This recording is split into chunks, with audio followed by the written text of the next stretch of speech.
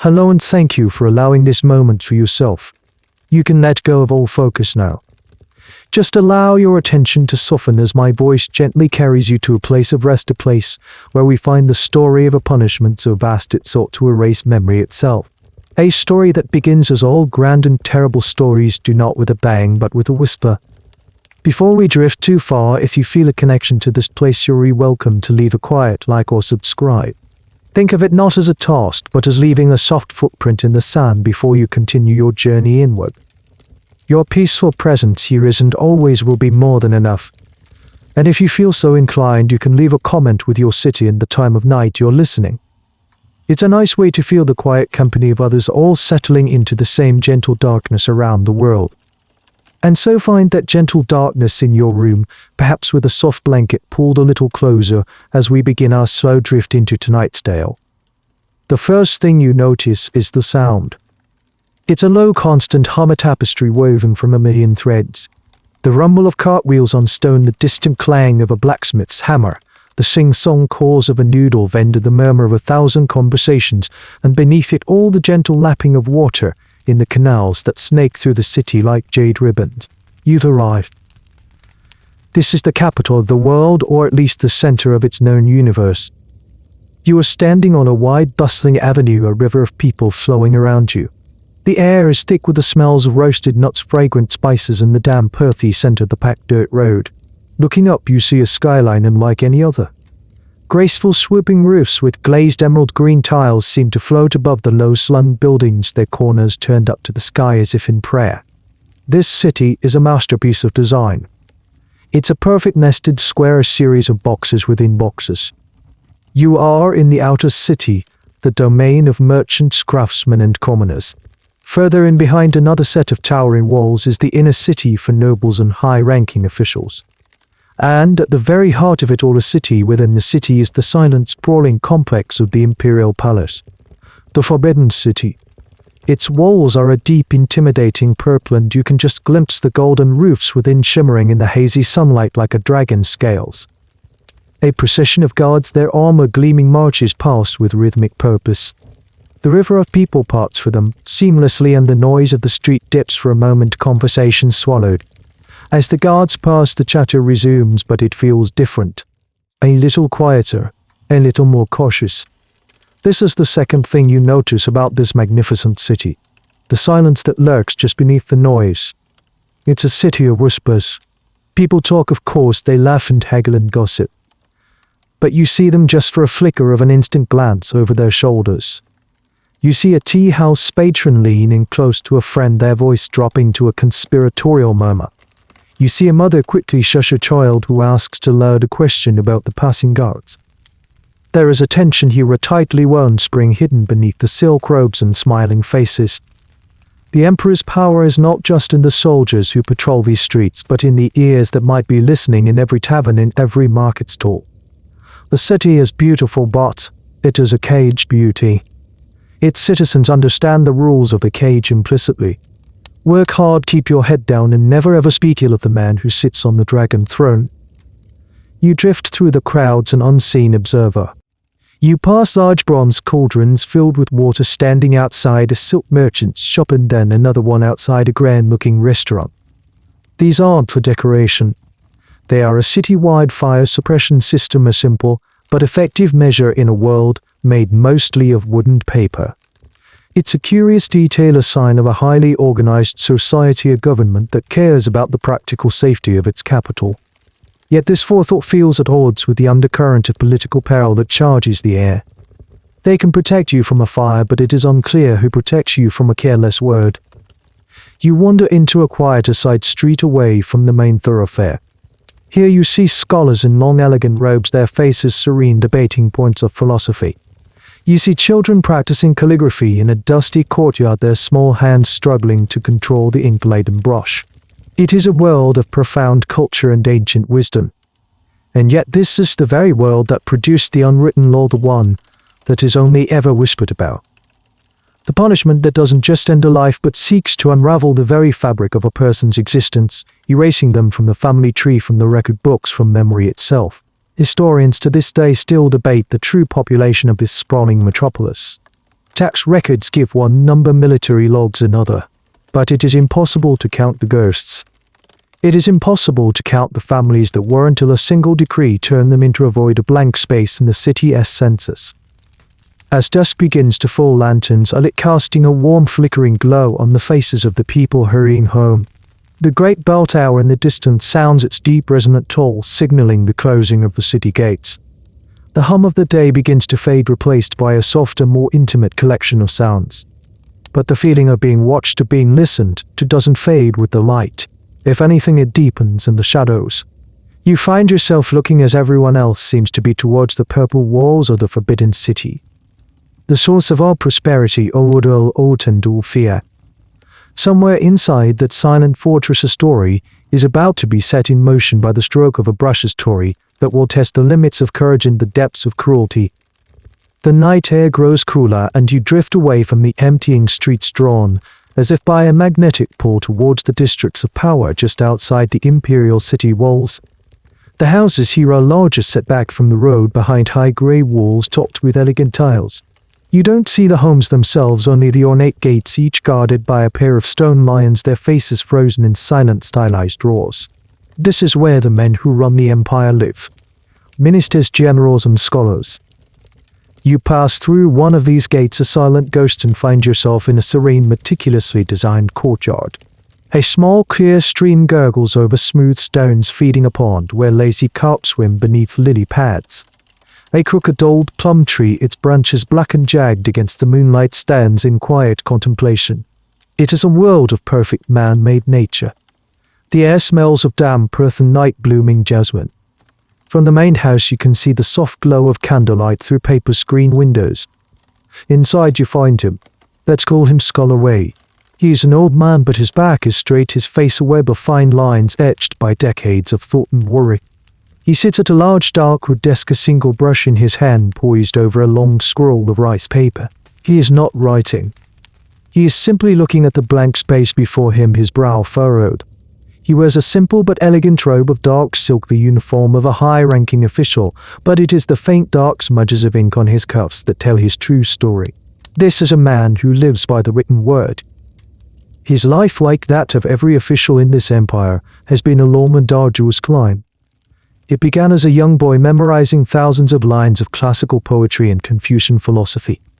He would have spent years hunched over texts, his world shrinking to the characters on a page, all in preparation for the great Imperial examinations. This brutal multi-day ordeal was the only true path to power for a man not born into the highest nobility. Candidates were locked in small individual cells barely large enough to stand, in where they would eat, sleep and write essays on governance and ethics. The pressure was immense. Many went mad from the stress, some never walked out. But he succeeded. He passed, and his name was written in the rolls of the Empire's elite. His ink-stained robes are a badge of honor, a symbol of his intellect and perseverance. His brush is not just a tool for writing, it is his weapon, his shield and his voice. With it he pens memorials to the throne, carefully worded critiques of policy and elegant praise for the Emperor's wisdom. The right character, the right phrase can win favor, sway policy and build a career. The wrong one could lead to exile or worse. The entire system is built on this foundation of literature and bureaucracy. The Emperor rules, but it is men like Scholar Way who are the gears of the machine, the ones who turn the vast abstract will of the throne into tangible administration. He finally dips his brush into the jet-black ink ground from a stone slab with a few drops of water. But he doesn't write on the large scroll. Instead, he practices on a smaller sheet, his hand moving with a fluid grace that belies his age. He is practicing calligraphy, an art form considered the highest expression of a scholar's inner character. Each stroke must be perfect, balanced, imbued with both strength and subtlety. It's a form of meditation, a way to quiet the mind. And tonight his mind needs quieting. You notice something odd on a small shelf behind him. It's a collection of small, intricately carved cricket cages. In his spare time, this powerful man, this shaper of imperial policy, enjoys the popular pastime of cricket fighting. It's a strange, almost childish hobby for a man of his stature, a detail you would never read in the official histories. He finds champions in the gardens, feeds them a special diet of ground beans and honey, and pits them against the crickets of his friends in tiny dramatic duels. Historians still argue about the extent of this hobby. Some see it as a common stress-relieving pastime, others as a form of clandestine gambling. For Scholar Wei, it seems to be a simple pleasure, a small world of clear-cut victory and defeat, so unlike the murky, treacherous world of the court. Tonight, however, the cricket cages are silent. The scholar's mind is not on them. You can feel the anxiety radiating from him like heat. The old emperor is unwell. The whispers in the capital are not just about his health, but about his sons. The designated heir is a mild, thoughtful man, much like Scholar Wei himself. But his younger brother is a different creature entirely. A man of war, ambitious and ruthless, who has spent years on the northern frontier earning the loyalty of the army. Scholar Wei puts down his brush. He rises and walks to the window, pushing aside the delicate paper screen to look out at the moonlit courtyard. He is a Confucian scholar to his core. He believes in order and propriety, in the mandate of heaven, the idea that a just ruler is blessed by the cosmos and an unjust one will be overthrown. But he is also a pragmatist. He knows that heaven's mandate is often decided by the sharpest sword. He has dedicated his life to serving the dragon throne, but it was uncertain which dragon would sit upon it. The choice is not his to make, but he knows he and every other official in this city will be forced to bow to whoever wins. His loyalty is to the office, to the institution of the empire. But a man's heart can't always be so pragmatic. He favors the rightful heir, the scholar prince.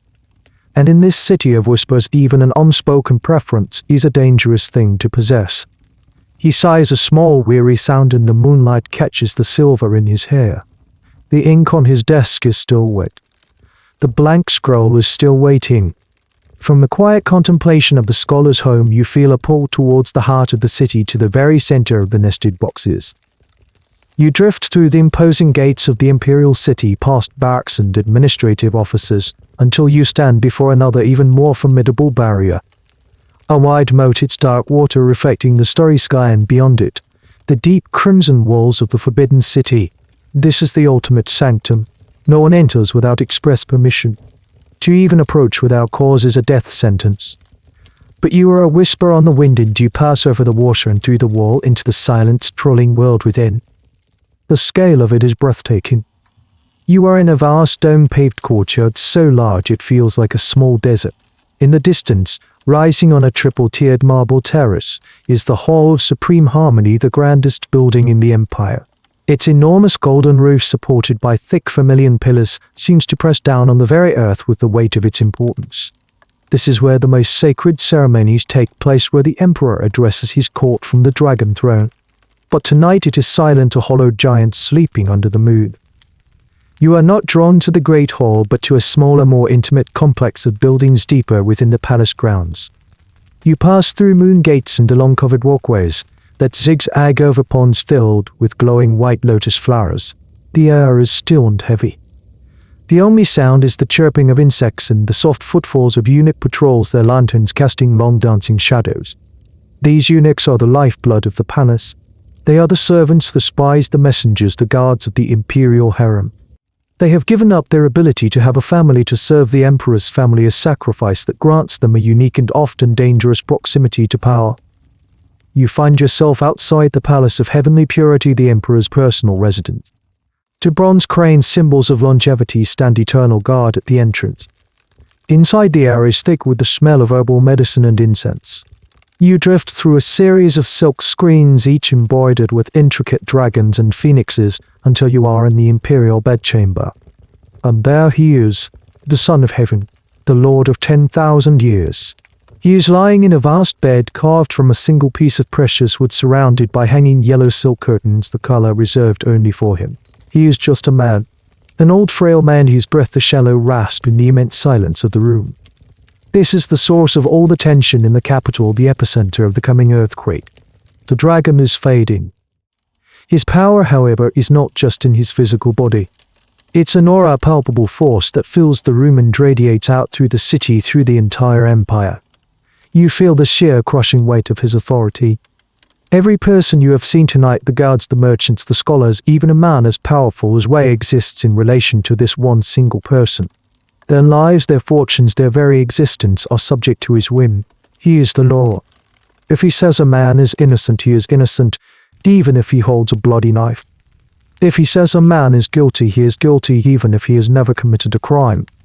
This concept of absolute power is something historians still grapple with.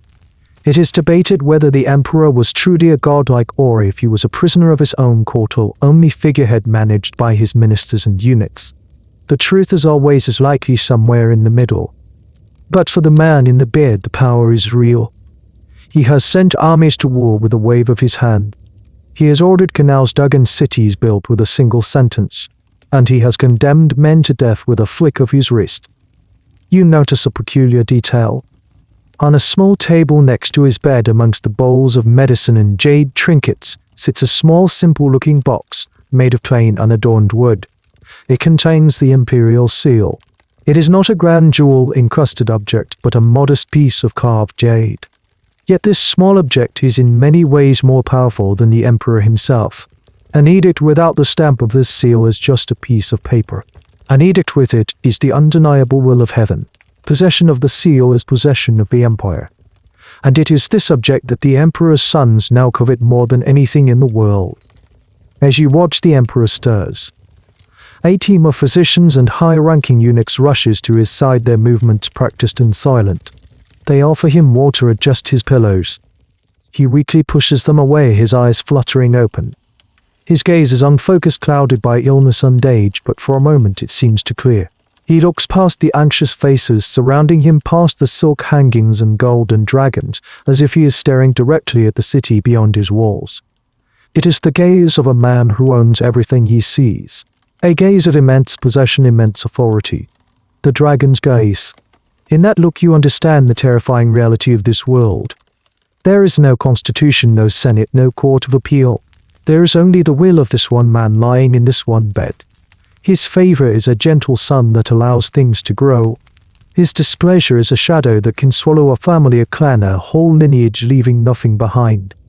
A senior minister, perhaps the Grand Secretary himself, kneels by the bedside, his forehead pressed to the floor. He speaks in a low, reverent tone, reporting on some matter of state. The Emperor doesn't seem to hear. His eyes have closed again. The minister remains kneeling, motionless, waiting for a response that may never come. The entire machinery of a vast empire is grinding to a halt, holding its breath, waiting for the final rattling exhalation of the man in the bed. The silence in the room is absolute. It is the silence of a power so total, it has no need to speak. Leaving the suffocating silence of the Emperor's bedchamber, you drift back out into the cool night of the Forbidden City. You find yourself drawn to a different area of the palace complex, a place of quiet scholarly activity. This is the Hanlin Academy, the Empire's most prestigious research institute. Only the very brightest scholars, the highest-scoring candidates from the Imperial examinations, are given positions here. It is a place of immense honor. Scholar where our friend with the ink-stained cuffs is a senior member. The halls of the Academy are lined with towering shelves of books, endless scrolls containing centuries of history, poetry, and philosophy. The air smells of old paper, dry ink, and beeswax candles. Young, ambitious scholars are hunched over desks, diligently copying ancient texts or compiling the official history of the dynasty, a continuous living document that is always being written. It is a world of quiet, intellectual devotion. You find two of these young scholars taking a break, standing in a secluded moonlit courtyard, their voices low. They are not discussing philosophy. They are gossiping just as nervously as the merchants in the outer city. They speak of the Emperor's health, of the movements of the two princes. One scholar mentions a general in the northern army who has declared his loyalty to the younger, more aggressive prince. The other counters with a rumor that the powerful head of the palace eunuchs is a staunch supporter of the official heir. They are mapping the invisible battle lines, trying to calculate the odds. Then one of them, a pale, nervous-looking young man, leans in closer to his friend. His voice drops to a barely audible whisper. He asks if it's true what happened to the Minister of Rites 50 years ago under the current Emperor's grandfather.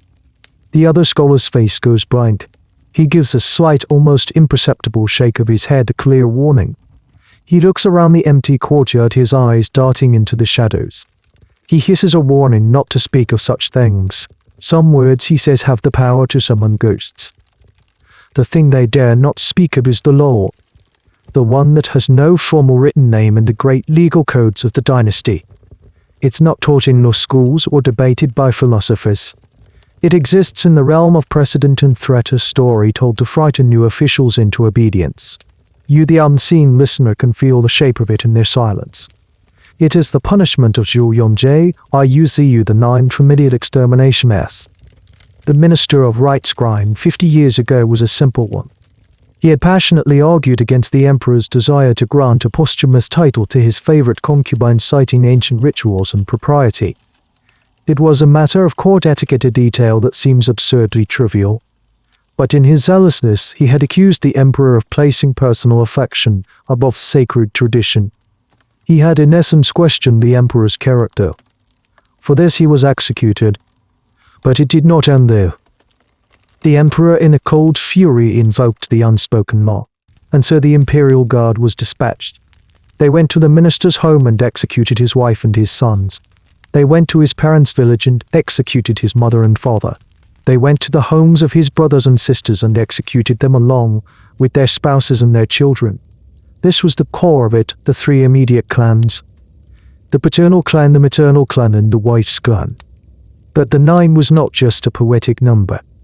It was a chillingly specific calculation, though its exact definition has been a source of debate for historians ever since.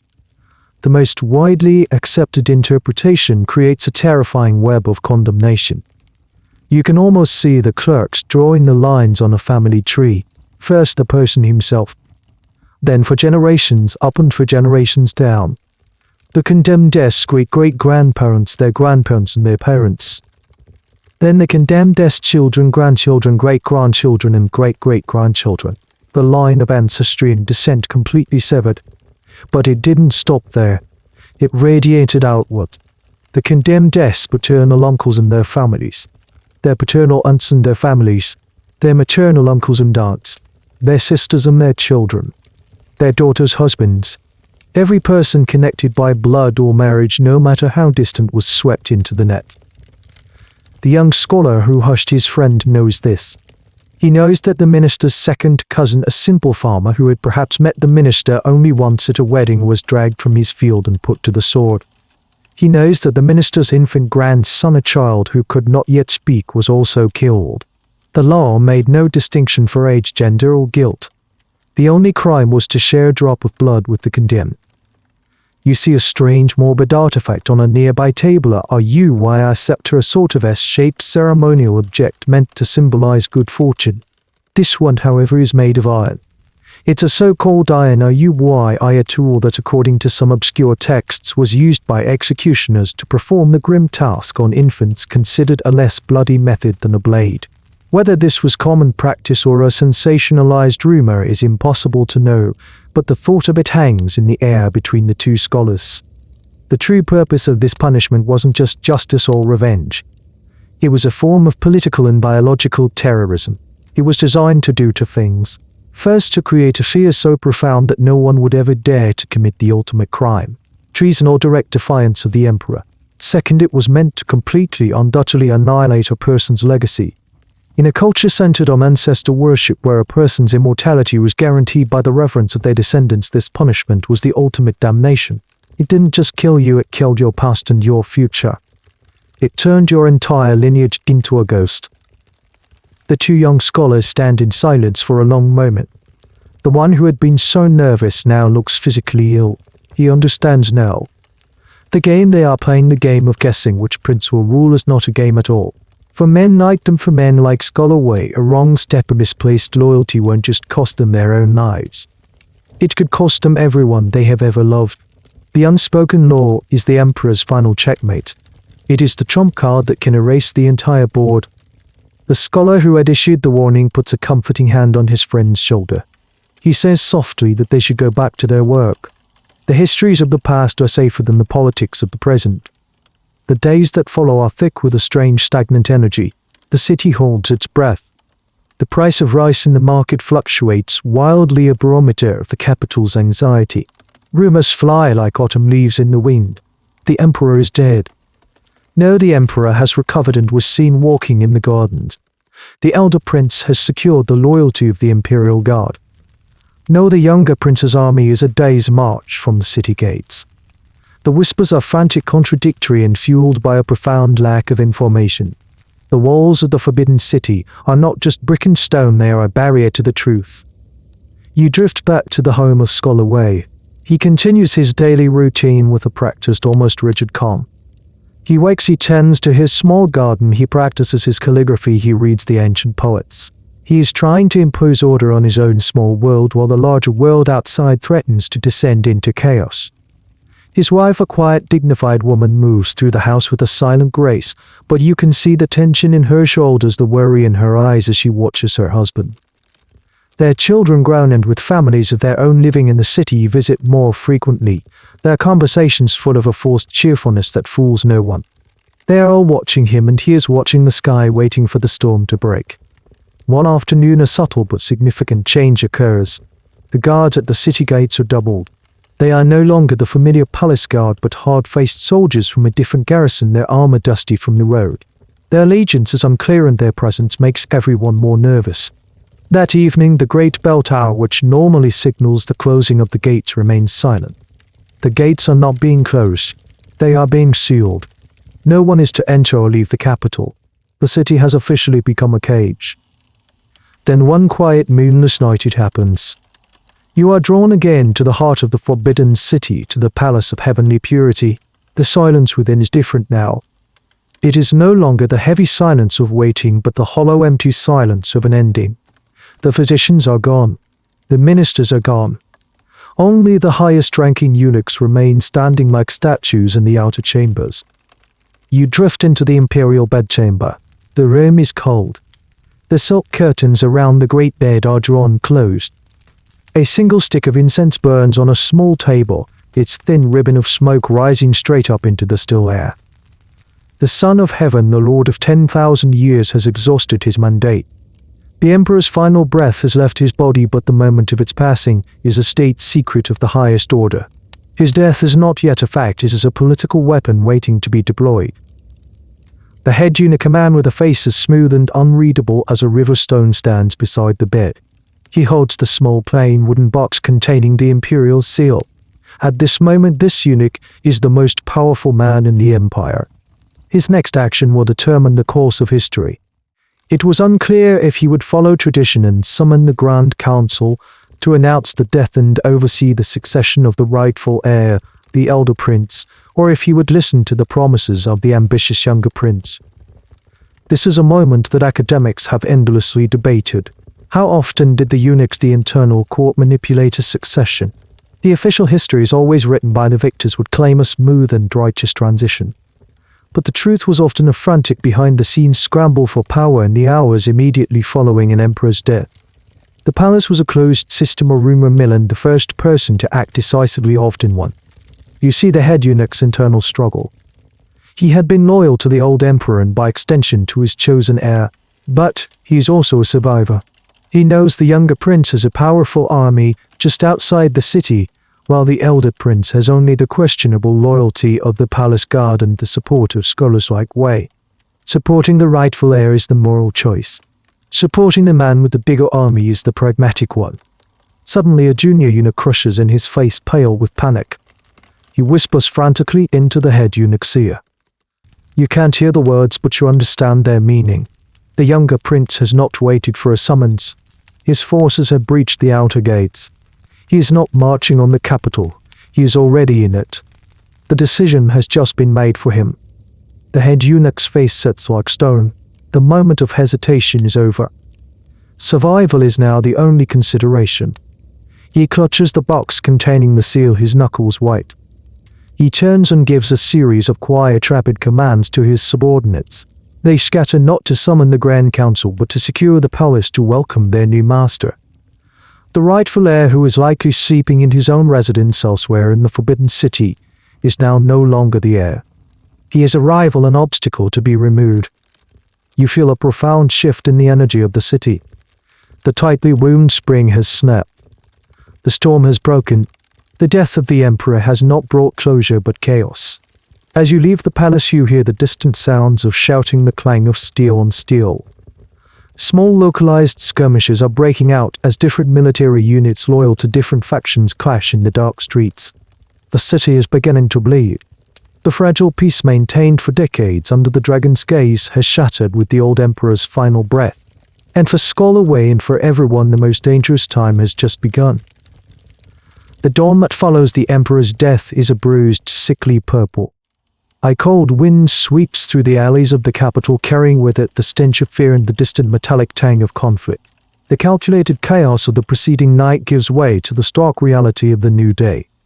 The city has a new master.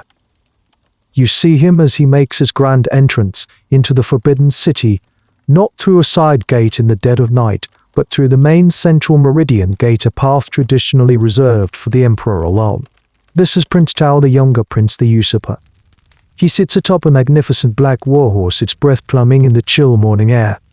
He is not dressed in the fine silks of a prince, but in the hardened functional leather armor of a general. His face is sharp, angular, and browned by the sun and winds of the northern frontier. His eyes are cold and clear, and they sweep across the vast courtyard, taking in his prize.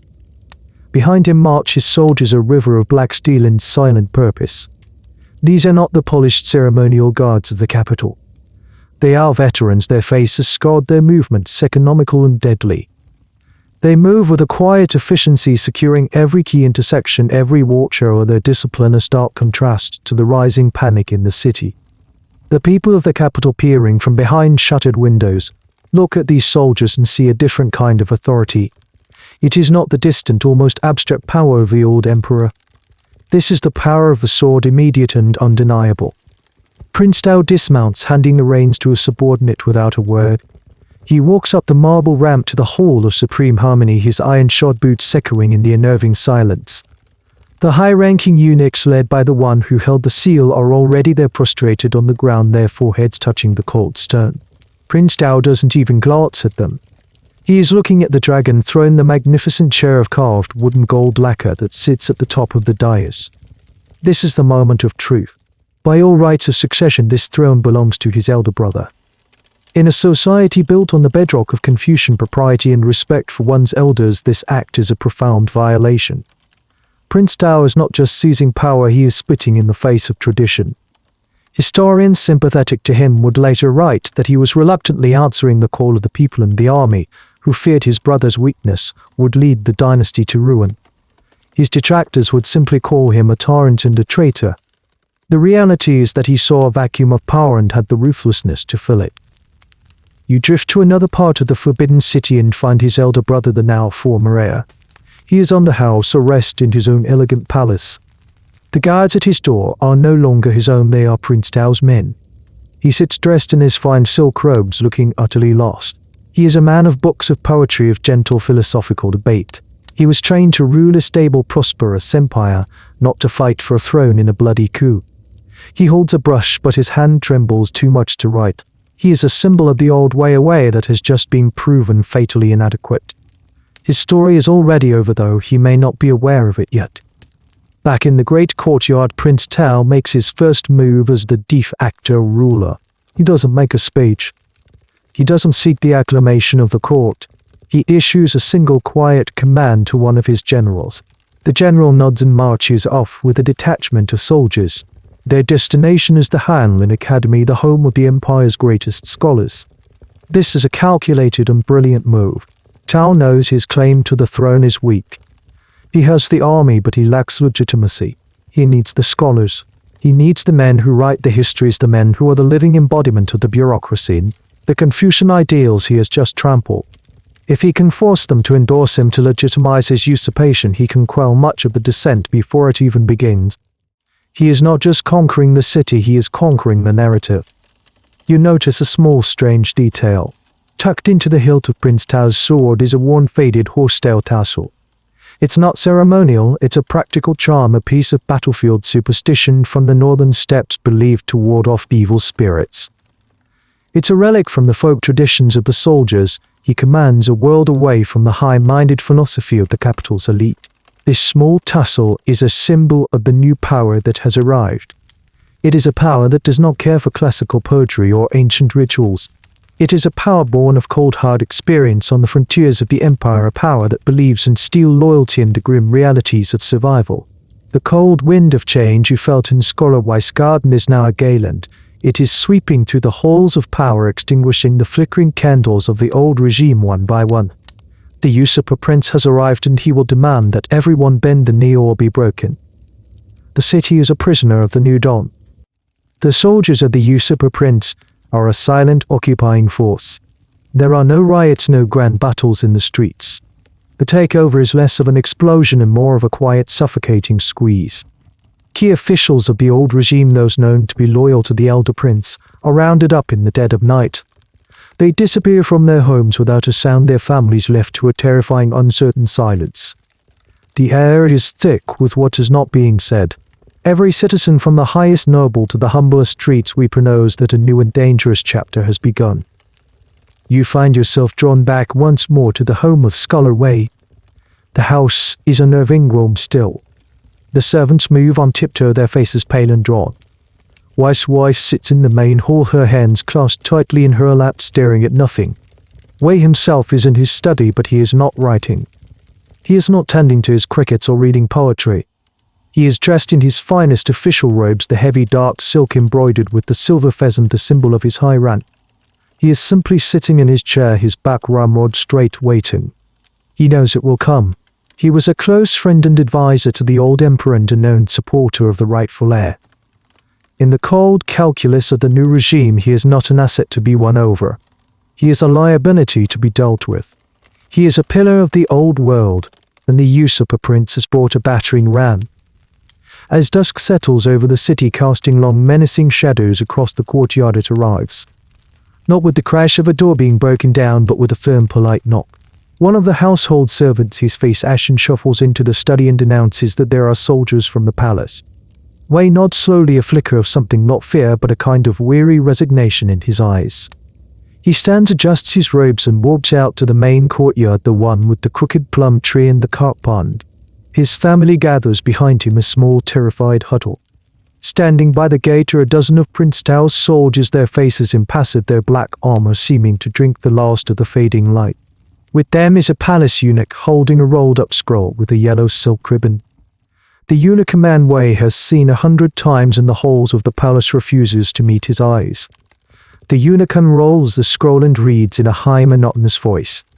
It is not a warrant for arrest. It is not a sentence of death.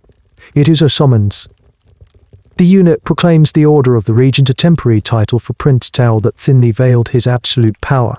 Senior Scholar Wei was requested to present himself at the Hall of Supreme Harmony. The regent required his counsel on matters of state continuity and the harmonious transition of the mandate of heaven. The words are a mockery. Counsel, harmonious transition.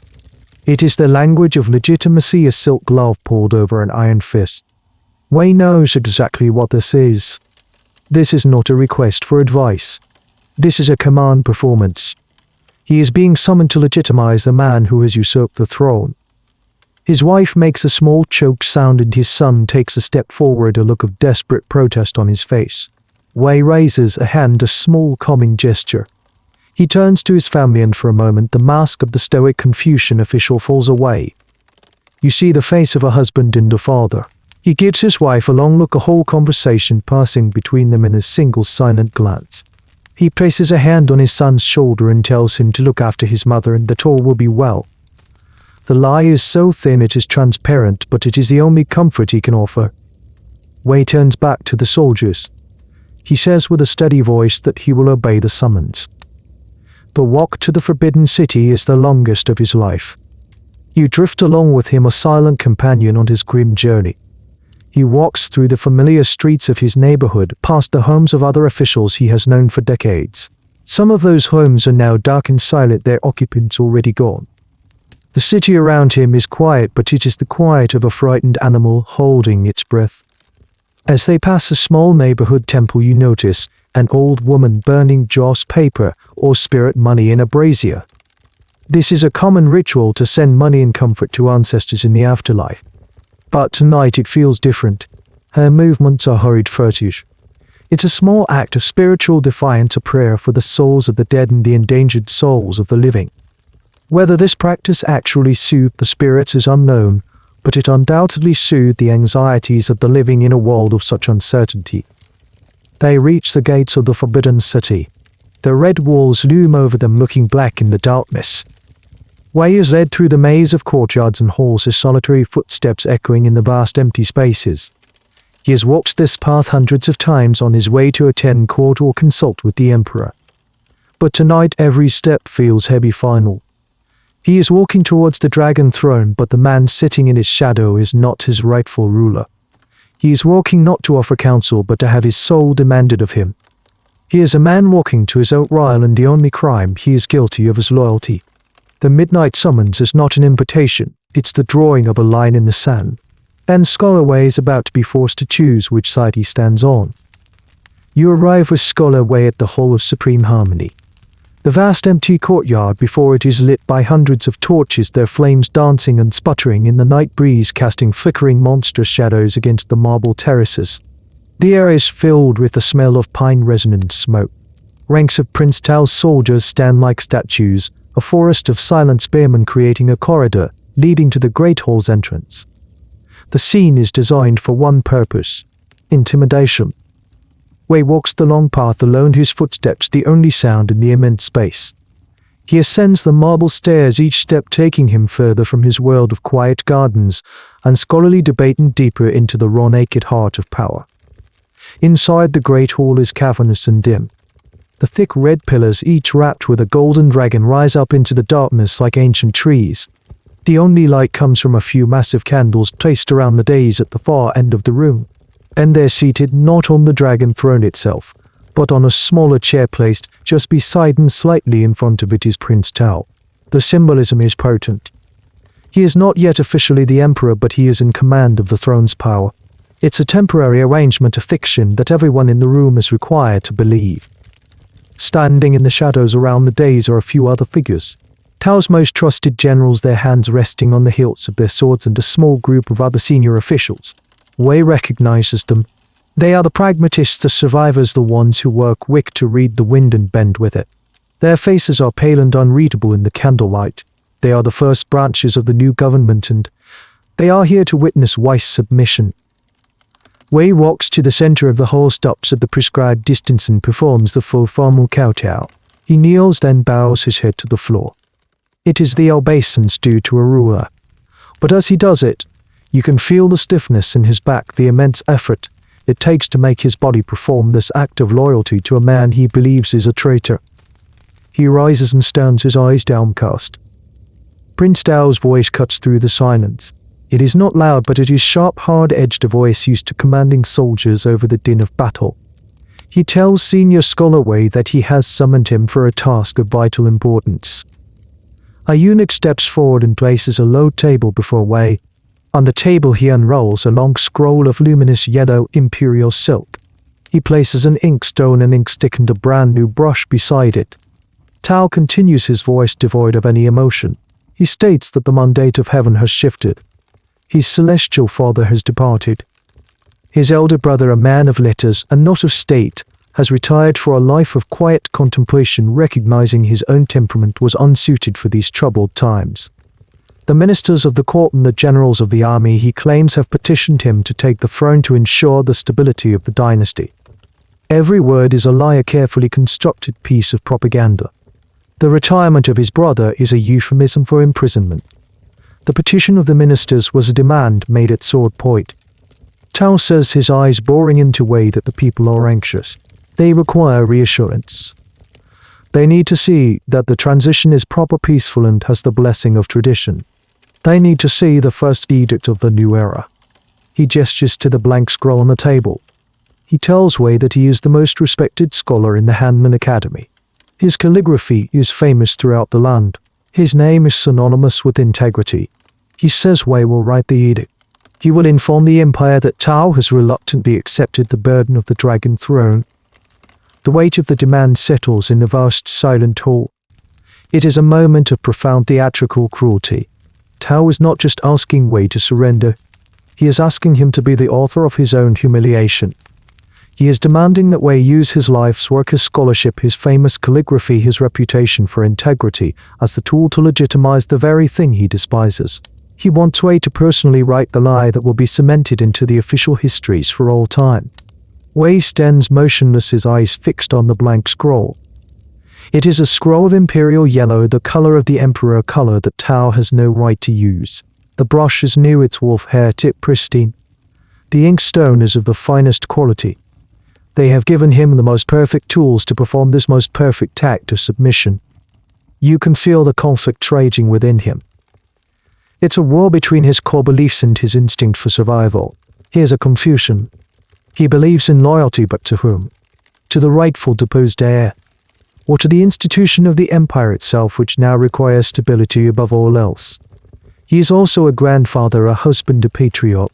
The faces of his family flashed through his mind. His submission would save them. His defiance would lead to a terrible fate. He knows the unspoken law. He knows the stories. This dilemma has been faced by countless officials throughout the dynasty's long history. The choice to serve a usurper was a well-trodden if painful path. The justification was always the same. It is better to serve a flawed ruler and try to moderate his reign from within than to die a pointless death and leave the people to the whims of a tyrant. It is the pragmatist's choice, the survivor's choice. Tao leans forward slightly. He asks Wei to help him heal it. The voice is almost gentle, but the threat beneath it is as cold and hard as the marble floor. The weight of the edict is not just in the words it will contain. It is the weight of his own life and the lives of his entire family, his entire clan. The blank scroll is a void waiting to be filled either with the ink of capitulation or the blood of defiance. The choice is his. The silence in the hall of supreme harmony stretches, becoming thin and taut like a bowstring pole to its breaking point. Every eye is on Scholar Wei. The other officials in the shadows hold their breath. The generals watch with a cold, predatory stillness. Prince Dao's face is a mask of impatient authority. The universe has shrunk to this one man standing before a low table, a brush in his hand. Wei looks down at the brush. It is a scholar's sword, a tool he has wielded with honor and integrity for 50 years. He thinks of the day he first learned to hold one, his father's hand guiding his own. He thinks of the grueling examinations of the thousands of memorials and poems he has composed. His entire identity is tied up in the elegant, meaningful dance of ink on paper, and now he is being asked to make it perform a grotesque lie. Slowly, reverently, he picks up the inkstick. He dips it in the small pool of water on the inkstone and begins to grind, his movements slow and deliberate. It is a ritual he has performed countless times, a way to center the mind before the act of creation. The rasping sound of the stick against the stone is unnaturally loud in the silent hall. To the onlookers, this is the prelude to submission. He is preparing his ink. He is preparing to write. A collective unspoken sigh of relief seems to pass through the assembled officials. He has chosen the path of the pragmatist. But you, the unseen observer, can feel the change within him. As he grinds the ink, something shifts. The frantic calculations of survival, the faces of his family, the fear of the unspoken law, it all begins to fade. In its place, a strange and profound calm settles over him. It is the clarity that comes when one has accepted the price of one's own convictions. He is no longer just a father or a husband. He is Scholar Wei of the Hanlin Academy. He is a guardian of a tradition that the man in the chair has desecrated. He finishes grinding the ink. It is a perfect glossy black. He dips the new brush into it, saturating the fine hairs. He straightens his back, and for the first time he lifts his head and looks directly at Prince Tao. His gaze is not defiant.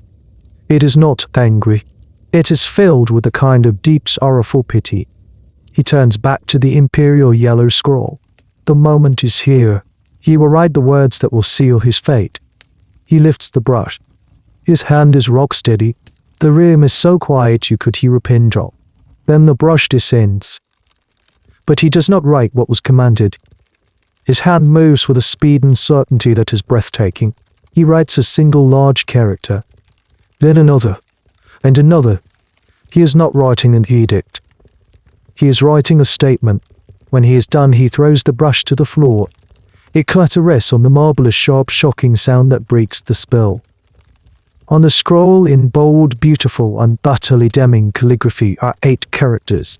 They are not his words.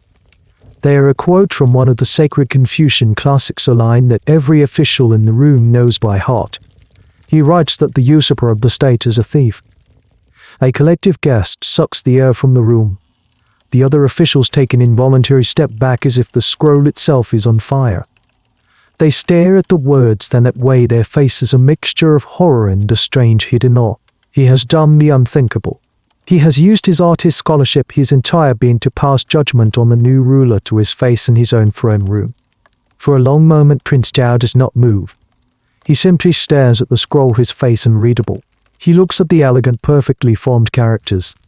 Wei has not just defied him, he has used the very tools of legitimacy, the classics, the beautiful calligraphy, to brand him an illegitimate thief. He has turned Tao's own theatrical demand back on him with devastating precision. This moment of pure suicidal defiance is a rare thing in any history. The reasons for his actions are debated. It may have been a calculated act of martyrdom designed to inspire future generations. It might have been a fit of righteous irrational anger. Or perhaps it was something simpler. Perhaps it was the moment a man stripped of everything realizes that the only thing he is left to lose is his own integrity. And he decides that it is the one thing he will not give away. You notice a small, almost invisible detail. Just before he threw the brush, a tiny drop of black ink fell from its tip, landing just beside the final character. It looks like a teardrop. It is unclear if this was an accident, a slip of a trembling hand, or a final deliberate flourish, a mark of sorrow for the empire he served and the family he was about to condemn. It's a question no one can answer. The common scholar Wei's heart is now absolute. He has made his choice. He has spoken his truth. He stands straight and tall, a lone scholar, in a hall of soldiers, having transformed his own death sentence into a work of art. The brush lies on the floor, its purpose fulfilled. Now there is only the waiting. And he will not have to wait long. The silence that follows the clatter of the brush is a new kind of silence. It is not the silence of anticipation, but the deep, cold silence of the void. It is the silence that precedes an execution. Prince Tao slowly rises from his chair. He walks down the steps from the dais, his movements deliberate, almost graceful. He does not look at Scholar Wei. His eyes are fixed on the yellow scroll on the table and the 8 beautiful damning characters. He stops before the table and looks at them for a long moment, as if admiring a piece of art. The ink is still wet, gleaming in the candlelight. Without turning, he speaks, his voice eerily calm. Tao says that the integrity of Scholar Wei is legendary. He values truth above all else, even above his own life. He pauses, then turns his head slightly to look at the other trembling officials. He adds that it would seem he values it above the lives of his family. The words hang in the air, a chilling reminder of the stakes. He is not just talking to Wei anymore. He is teaching a lesson to everyone present and to everyone in the empire who will hear this story. This is what happens to those who choose abstract principles over practical loyalty. He turns his full attention to Wei. The mask of calm drops, and for the first time you see the cold, unadulterated rage in his eyes. It is not a hot, shouting rage. It is a glacial fury, more terrifying than any outburst. Tao says in a low snarl that Wei is a student of history, so he knows that a thief who steals a kingdom is not a thief. He is a founder. He is a new beginning. But Wei, he says, has chosen to be an end. He walks back towards the throne, his back to the scholar.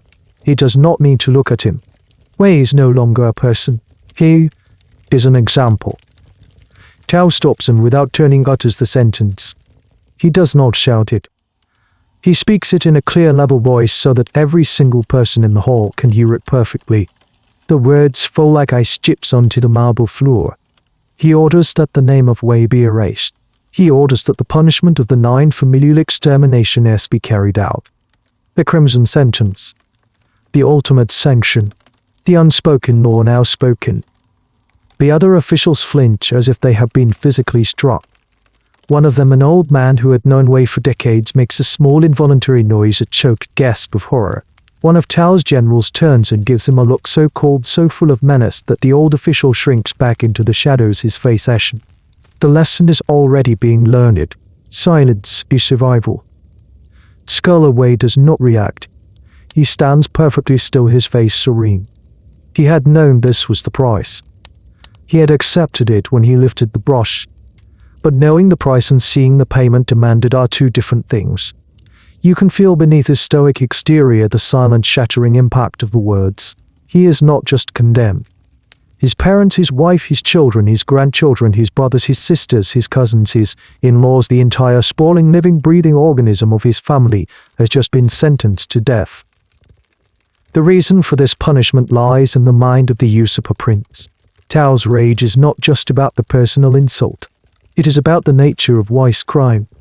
Wei did not try to stab him. He did not lead a rebellion. He attacked Tao's legitimacy.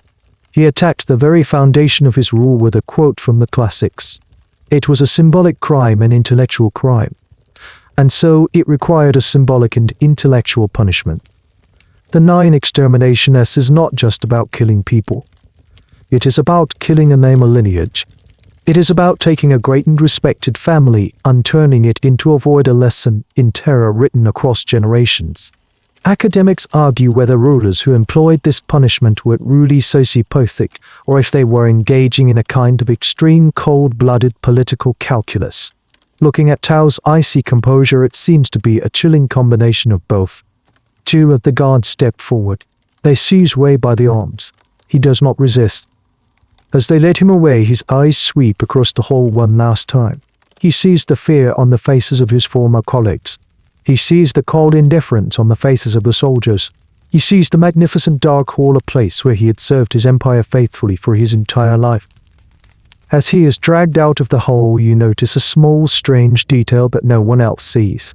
One of the eunuchs, a young boy perhaps no older than 15, watches Wei being taken away. As Wei passes, the boy, who is supposed to be standing at attention, ever so slightly bows his head. It is a tiny, almost imperceptible gesture of respect, an act of silent, suicidal foolishness. In that small bow you see that Tao's lesson is brutal, as it is may not be as absolute as he thinks.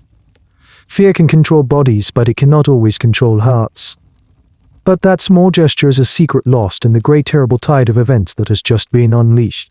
The sentence has been passed. The crimson seal of the state will be applied not to an edict of succession but to 1,000 death warrants. The bureaucratic machinery of death is about to be set in motion. The sentence has been passed, a single phrase uttered in a cold hall. But a sentence is just words. Now comes the transformation of those words into action, a process as methodical and chilling as the verdict itself.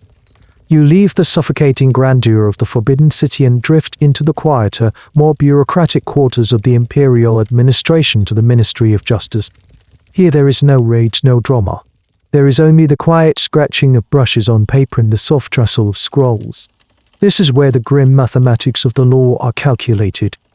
You find a senior clerk, a man with a perpetually weary face and ink-stained fingers, who has been woken from his sleep and summoned to his office. On his desk is a copy of the new emperor's, for Tao has now assumed the title, First Decree. It is a simple, brutal order. Execute the 9 clans of the traitor Wei. The clerk unrolls a massive blank scroll. This will become the master list, the blueprint for annihilation. His first task is to define the 9. This is not a simple matter. While the concept was well known, its precise legal definition could shift depending on the era and the emperor's whim. There was no single universally agreed upon list. Historians still debate the exact composition of the 9 clans in different cases. The definition was unclear, for example, if a daughter's husband's family was included, or what the status of adopted sons was. The ambiguity was part of the terror. The net could be cast as wide as the ruler desired. But this clerk works from a precedent, a list used during a similar case decades ago. He begins to draw his brush, moving with a practiced, dispassionate efficiency. He is creating a diagram, a family tree of doom. In the center he writes the name, Wei. This is the first clan, the condemned man himself, his wife and his children. A simple circle. Then he draws a line upwards. This is the second clan, Wei's parents. The clerk knows them. Wei's father was also a respected scholar. The clerk adds their names to the list. He draws another line upwards from the parents. The third clan, Wei's grandparent. Most are likely already dead, but their names must be on the list. The state is condemning the memory as well as the flesh. Then the lines branch out, creating a terrifying web. The fourth clan, Weiss brothers and sisters along with their spouses and all their children. The clerk's brush pauses for a moment. He knows Weiss' younger brother, a quiet man who runs a small pottery business in the eastern part of the city. He has a wife and 3 young children. The clerk adds their 5 names to the scroll. The web expands. The fifth clan, Weiss' paternal uncles and their families.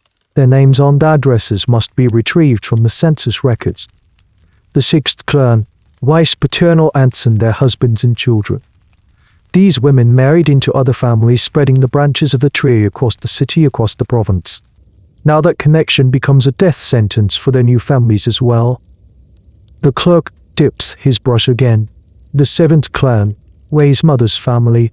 Her parents, her brothers, their wives and children. People who may not have seen Scholar Wei in 20 years are now bound to his fate by a bond of blood forged a generation ago. 8. The wife's family. Wei's wife's parents, her brothers and sisters and their entire families. They committed no crime but allowing their daughter to marry a man who would one day choose integrity over life. Finally, the ninth clan. This was often the most ambiguously defined, the final turn of the screw. In this case, the decree specifies daughters' husbands and their parents. Wei has a married daughter. Her husband, a promising young scholar, and his parents, a respectable elderly couple, have just been condemned. Their only crime was a marriage alliance, a bond of love and family that has now become a fatal liability. As the clerk works, you notice a strange object he uses as a paperweight. It's a small bronze model of a mythical creature called as Ishi, a horned goat-like beast that, according to legend, could instinctively detect liars. In a courtroom, the ZZH was said to point its horn at the guilty party. It is a symbol of divine incorporate justice. The irony of the subject holding down a document that will lead to the death of hundreds of innocent people is staggering. It represents a deep institutional contradiction. The aspiration for perfect justice and the reality of perfect state-sanctioned terror. The list grows. Messengers are dispatched to the Ministry of Census to pull the detailed household records.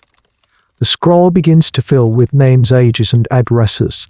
It is a work of cold bureaucratic precision. The clerk is not a monster. He is a functionary. He is a gear in the machine. He feels a pit of dread in his stomach, but his hand does not waver. To show hesitation to question the decree would be to add his own name and the names of his own 9 clans to another scroll just like it. By the time the sun rises, the master list is nearly complete. It contains over 400 names. 400 lives, from newborn infants to wise and great uncles, all tied together by a web of kinship, all condemned by one man's act of defiance. The clerk looks at the sprawling map of names, this vast constellation of souls. It is no longer a family tree. It is a death warrant of unimaginable scale. He rolls up the scroll and affixes the seal of the Ministry of Justice. His work is done. Now the scroll will be handed over to the Imperial Guard and the work of the executioners will begin. The chilling arithmetic is complete. The decree is sentence. The list amount. Now the quiet work begins. The work of turning names on a scroll into bodies in a pit. You drift away from the Ministry of Justice, leaving the clerk to his troubled conscience, and follow the sealed scroll as it is delivered to the headquarters of the Imperial Guard. Here the atmosphere is entirely different. There is no scholarly contemplation, no bureaucratic weariness. There is only the quiet bustle of lethal preparation. The soldiers of the new emperor, the veterans from the north, are sharpening their swords, oiling their armor, their movements practiced and efficient. They do not speak of justice or treason. They speak of street names, of logistics, of which units will take which sectors of the city. The commander of the guard, one of Tao's most trusted generals, unrolls the list. He does not see names. He sees targets. He divides the long scroll into sections, handing each to a subordinate captain. The captains in turn gather their men and begin the grim briefing. But before the soldiers can be dispatched, another group of men is set to work. These are the quietest and perhaps most sinister figures in this entire process. The clerks of ERASED. You find them in a dusty, torch-lit archive room, a place few people ever see.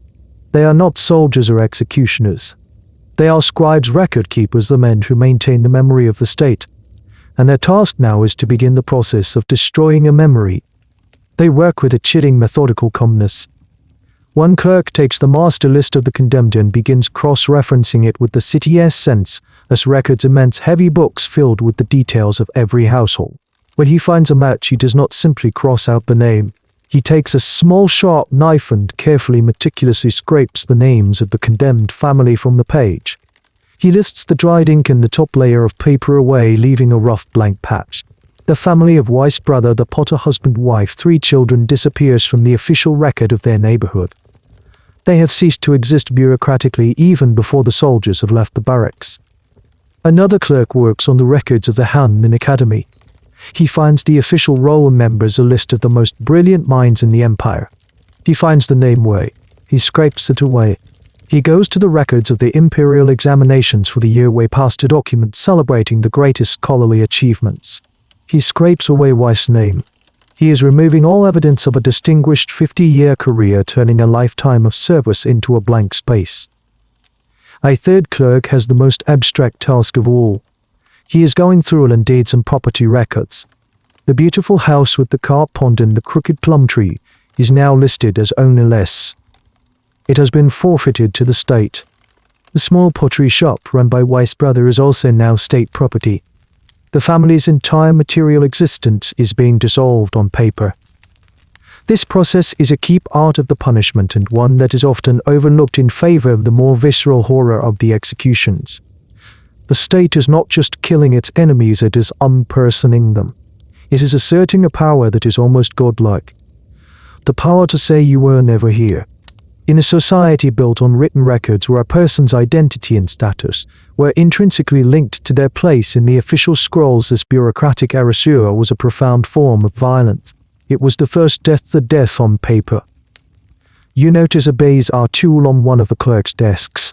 It's a small hand-held metal contraption with 2 rollers, something like a miniature printing press.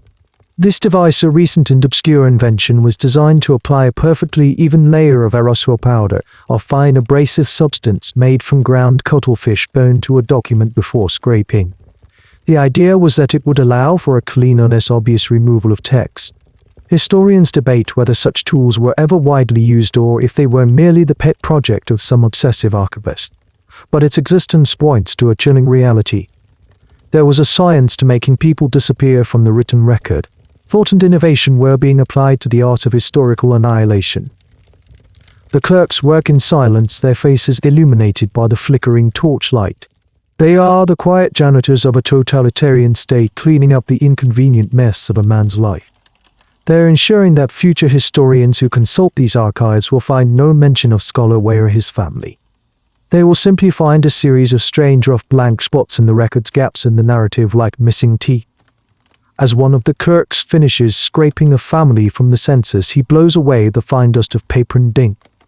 The tiny particles float in the air, catching the light like malevolent sprites before settling on the floor to be swept away with the rest of the dirt. That dust is all that is left of a family's official existence. The work of these clerks is the foundation for everything that is about to happen. By erasing the family from the state's memory, they are making them non-entities. And it is much easier to kill a non-entity than it is to kill a person. The scrolls are now clean.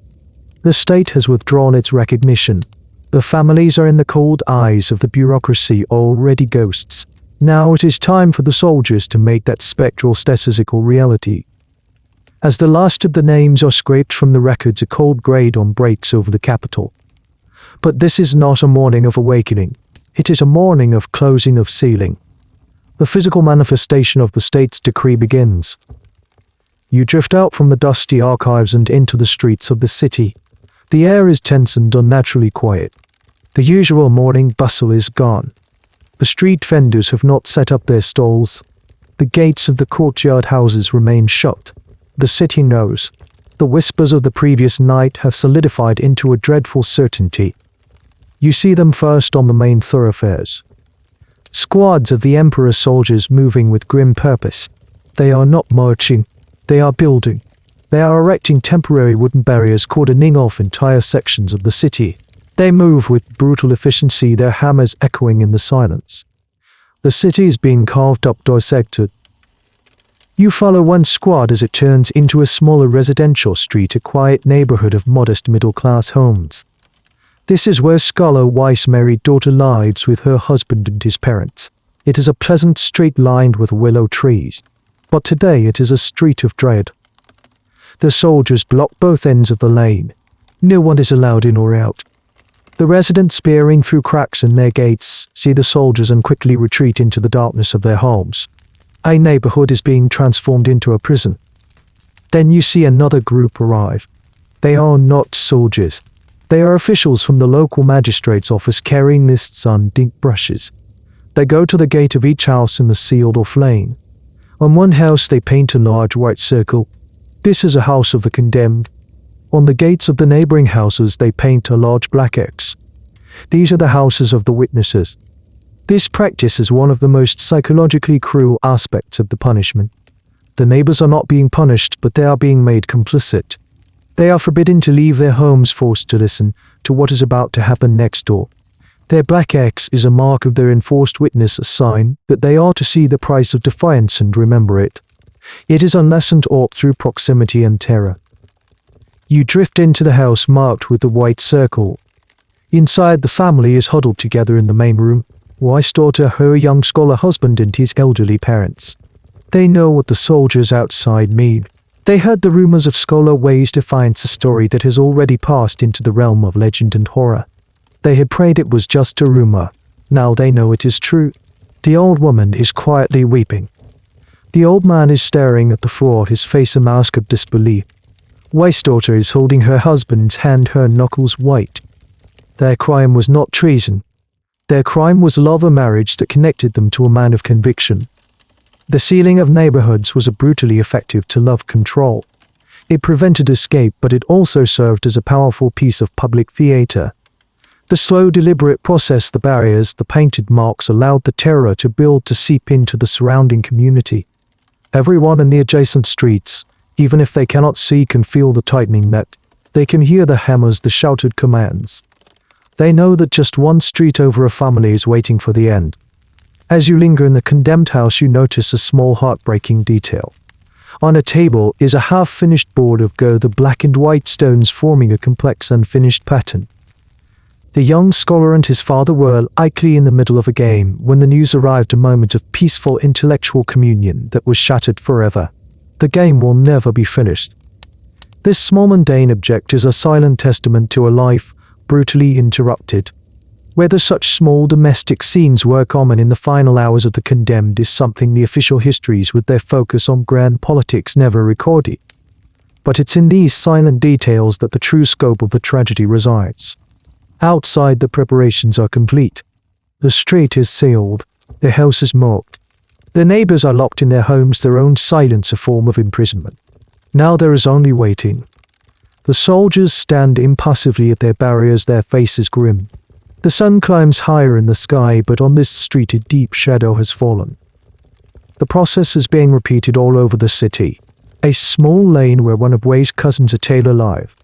A bustling market street where his wife's brother owns a tea house. A wealthy district where another cousin serves as a minor official. Each is being isolated, sealed, marked for destruction.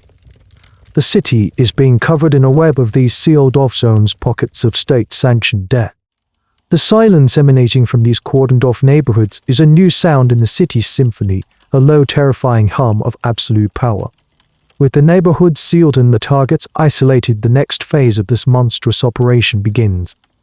It is one thing to condemn a man's immediate family living in the capital. It is another thing entirely to hunt down every distant relative scattered across a vast and complex empire. This is where the true terrifying efficiency of the state reveals itself. You leave the quiet, dread-filled streets of the capital and feel your perspective expand, soaring high above the city walls.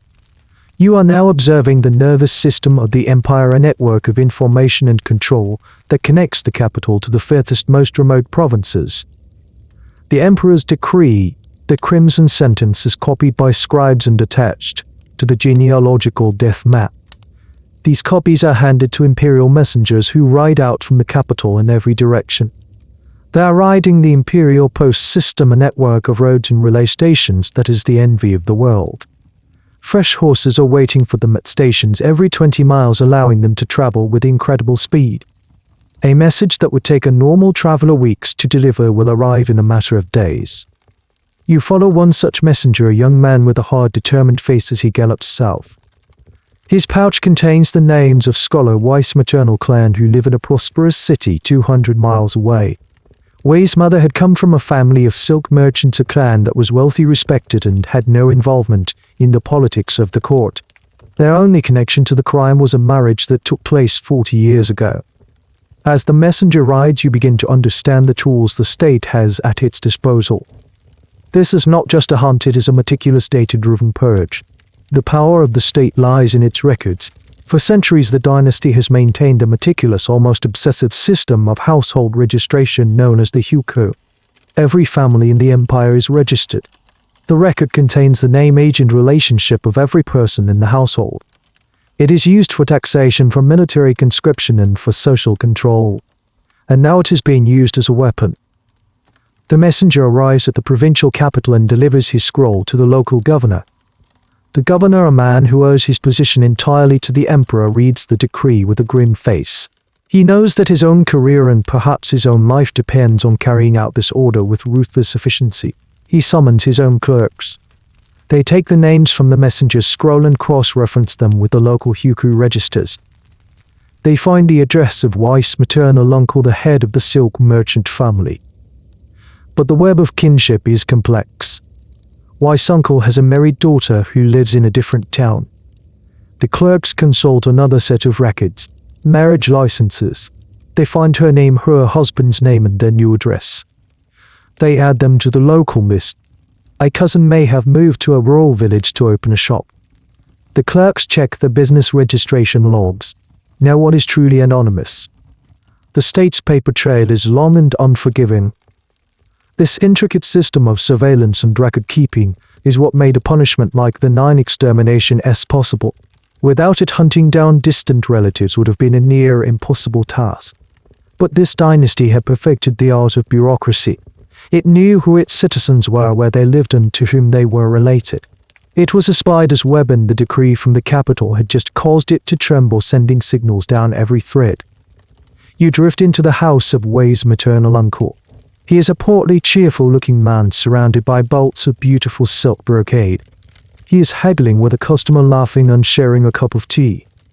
He has no idea that a messenger has arrived in his city, that his name is on a list, that his familial connection to a scholar in the far-off capital has just condemned him and his entire family. His ignorance is a fragile bubble about to be burst. A strange and debated aspect of this process was the role of the bygone system. This was a form of collective responsibility where households were organized into groups of 10 and then those groups into larger units. Each household was responsible for the conduct of the others in their group. If one person committed a crime, the others could be punished for failing to report it. It is debated if it was used to encourage neighbors to spy on each other to report a distant cousin who had come to visit, or if its primary function was to prevent anyone from hiding a fugitive. In either case, it turned the entire community into an extension of the state's surveillance network. There was nowhere to run, nowhere to hide. The local governor signs the final localized death warrant. He hands it to the captain of the local garrison. The net woven from paper and ink in the capital has now been thrown over this southern province. The soldiers will move out at dusk, sealing neighborhoods here just as they did in the capital. The web of kinship, normally a source of strength, support, and identity, has been turned into a fatal trap. The state's memory, embodied in its vast archives, is long and its reach is absolute. The simple silk merchant laughing over his tea is as doomed as the defiant scholar in his prison cell. As the physical and bureaucratic nets tighten across the empire, you are drawn back to the capital, to the source of the terror. The initial wave of executions is carried out with brutal, methodical speed. The sealed-off neighborhoods become scenes of quiet, state-sanctioned slaughter. But even in the midst of this horror, you sense a new, even more terrifying rumor beginning to circulate in the hushed whispers of the terrified populace. It is the myth of the 10th clan. The laws understood was the 9 exterminations. It was a number that was in its own way finite and understandable, terrifying but defying. The 10th clan was something else entirely. It was an unofficial, unwritten, and utterly arbitrary extension of the punishment reserved for cases of extreme imperial raid. It was the condemnation of a man's closest associates. His students, his protégés, his dearest friends. This concept was the ultimate expression of totalitarian power. It severed the bonds of blood and then it came for the bonds of the mind and the heart. If the 9 exterminationers was designed to kill a man's legacy in the past and future, the 10th clan was designed to kill his legacy in the present. It aimed to erase his influence, to punish not just kinship but intellectual and emotional affinity. You find yourself outside the Hamlin Academy again. It is a place transformed. The air of quiet scholarship is gone, replaced by a palpable sickly fear. The scholars who just days ago were debating philosophy now avoid each other's eyes. They walk with their heads down, their faces drawn and pale. They know that Scholar Wei was not just a member of the academy, he was a mentor to many of them. He had guided their studies, recommended them for promotions, and shared tea with them in the gardens. Now that connection feels like a stain, a mark of potential doom. The identity of the 10th clan was never clear. There was no list, there was no definition.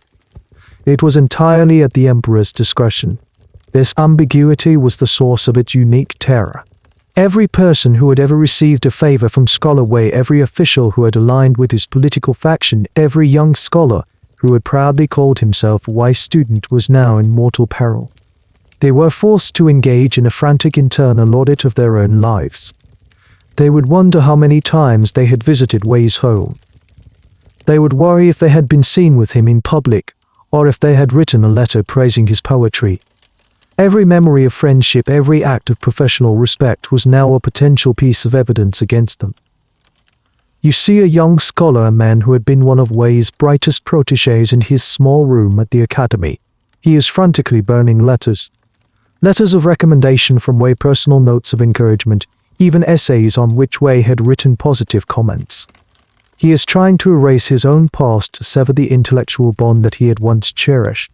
This scene is being repeated in dozens of homes across the capital, a purge of memory driven by fear. The existence of the 10th clan is a subject of intense debate among historians. Some argue that it was a real, if rare, practice, citing the case of a Ming Dynasty scholar named Fang Zhaoru, whose defiance of a usurper emperor allegedly led to this very fate. The story goes that the emperor in a rage ordered Fang's 10 clans executed, and that his students and friends were rounded up and killed alongside his family. Other historians are more skeptical. They suggest that the story of the 10th clan was more of a myth, a piece of political propaganda designed to exaggerate the cruelty of a fallen emperor, or a cautionary tale that grew in the telling. They argue that while friends and associates were often purged, it wasn't under the formal symbolic banner of a 10th clan. But for the people living in the capital, in the shadow of the new Emperor Tao, the distinction between myth and reality doesn't matter. The fear is real, the possibility is real, and the Emperor is more than happy to let that fear fester. He makes no move to clarify who is safe and who is not. The undefined threat is a more powerful tool of control than a clear-cut list of enemies. It forces everyone to be suspicious of everyone else, to disavow past friendships, to retreat into a shell of isolated fear. It shatters the trust that holds a society together. You witness a heartbreaking example of this. 2 scholars who had been close friends with each other and with Wei pass each other in a corridor of the academy. Just a week ago they would have stopped to talk, to share a worry or a piece of gossip. Today they walk past each other without a word, their eyes fixed on the floor as if they were complete strangers. The bond of their shared friendship with Wei has now become a wall of mutual suspicion. Each man fears the other might be arrested and under duress give up his name. The 10th clan didn't always have to kill people to be effective. It could simply kill the relationships between them. The myth of the 10th clan serves its purpose perfectly. It isolates everyone. It makes them terrified of their own pasts. It ensures that no one will dare to speak up for Scholar Wei, to mourn him, or even to remember him fondly. It completes the work of annihilation by ensuring that he is not just erased from the records, but from the hearts and minds of those who knew him best. The purge of people is swift and brutal, but the new Emperor Tao understands that a person's legacy is not just in their bloodline or their friends. It is in their words, their ideas. And so the physical purge is followed by an intellectual one. The goal is no longer just to erase a man, but to erase what he thought. You are drawn to a large open square in the center of the city, not far from the Ministry of Rights. A mountain of paper is growing in the center of the square. Soldiers are arriving with carts tipping their contents onto the growing pile. These are not random scraps. They are book scrolls, letters, and manuscripts. A squad of soldiers enters the now empty home of Scholar Wei. They are not here to loot or vandalize. Their mission is specific. They go to his study, the room with the ink-stained desk and the silent cricket cages. They begin to pull scrolls from his meticulously organized shelves. His collection of classic poetry, his own compositions, decades of work bound in elegant silk, his personal journals, his correspondence with other scholars. They empty the shelves, piling the life's work of a brilliant man onto a dusty canvas sheet. The same scene is repeated at the Hanman Academy. Soldiers guided by a terrified compliant clerk go through the archives. They pull every document authored by Wei. His policy memorials to the old emperor, his scholarly treatises on history, his essays on ethics. Any scroll that bears his name is added to the condemned pile. You then drift to the eastern part of the city to a small unassuming shop. It is a commercial printer, one of the many that have sprung up with the spread of woodblock printing technology.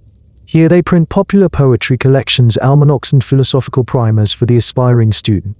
A few years ago, the printer had published a small, elegant volume of Scholar Wei's poetry. It had been a modest success.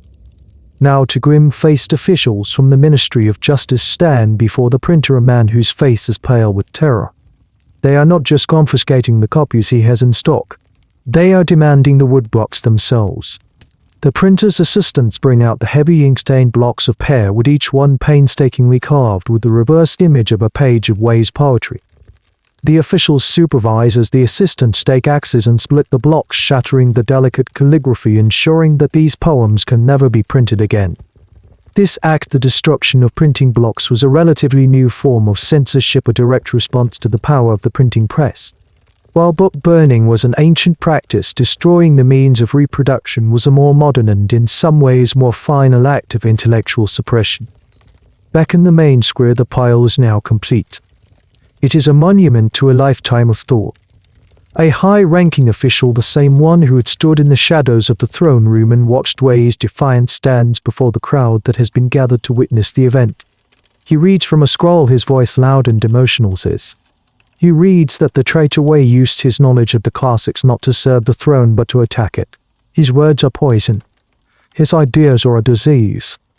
To protect the minds of the people, to ensure the purity of the empire, the Son of Heaven has decreed that this poison be cleansed with fire.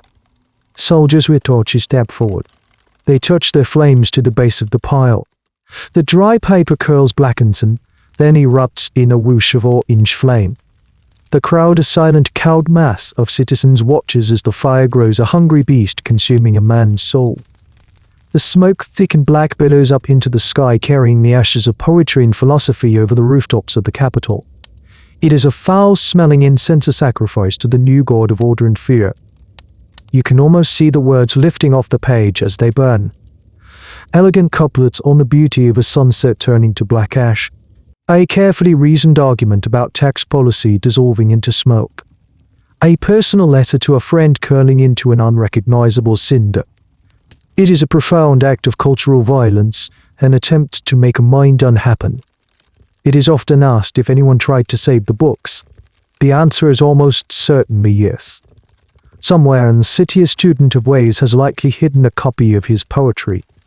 A fellow scholar may have secreted away a single letter. These acts of intellectual courage are small, secret, and incredibly dangerous. The official record will state that the works of the traitor Wei were utterly destroyed, but ideas are more resilient than paper. They can live on in human memory, waiting for a time when they can be written down once more. But for now, the fire is absolute. The emperor is not just punishing a man for what he did. He is punishing him for what he was, a thinker. By burning his books, he is sending a clear message to every other scholar, poet, and official in the empire. Your mind is not your own. Your thoughts must serve the state. Any idea that deviates from the official line is not just wrong, it is fuel for the fire. The flames in the square are a warning, a brutal lesson in the importance of thinking the right thoughts. The bodies have been disposed of. The books have been burned. The intellectual and biological lines of Scholar Wei have been severed. But the new Emperor Tao's project of annihilation is not yet complete. There is one final intangible sanctuary where a person's legacy can hide: their name. In the culture of this empire, a name is not just a label. It holds power. It carries the weight of one's ancestors, the reputation of one's deeds. To speak a person's name is to invoke their presence, to acknowledge their existence. And so the final act of erasure must be the erasure of the name itself. A new edict is issued from the Dragon Throne.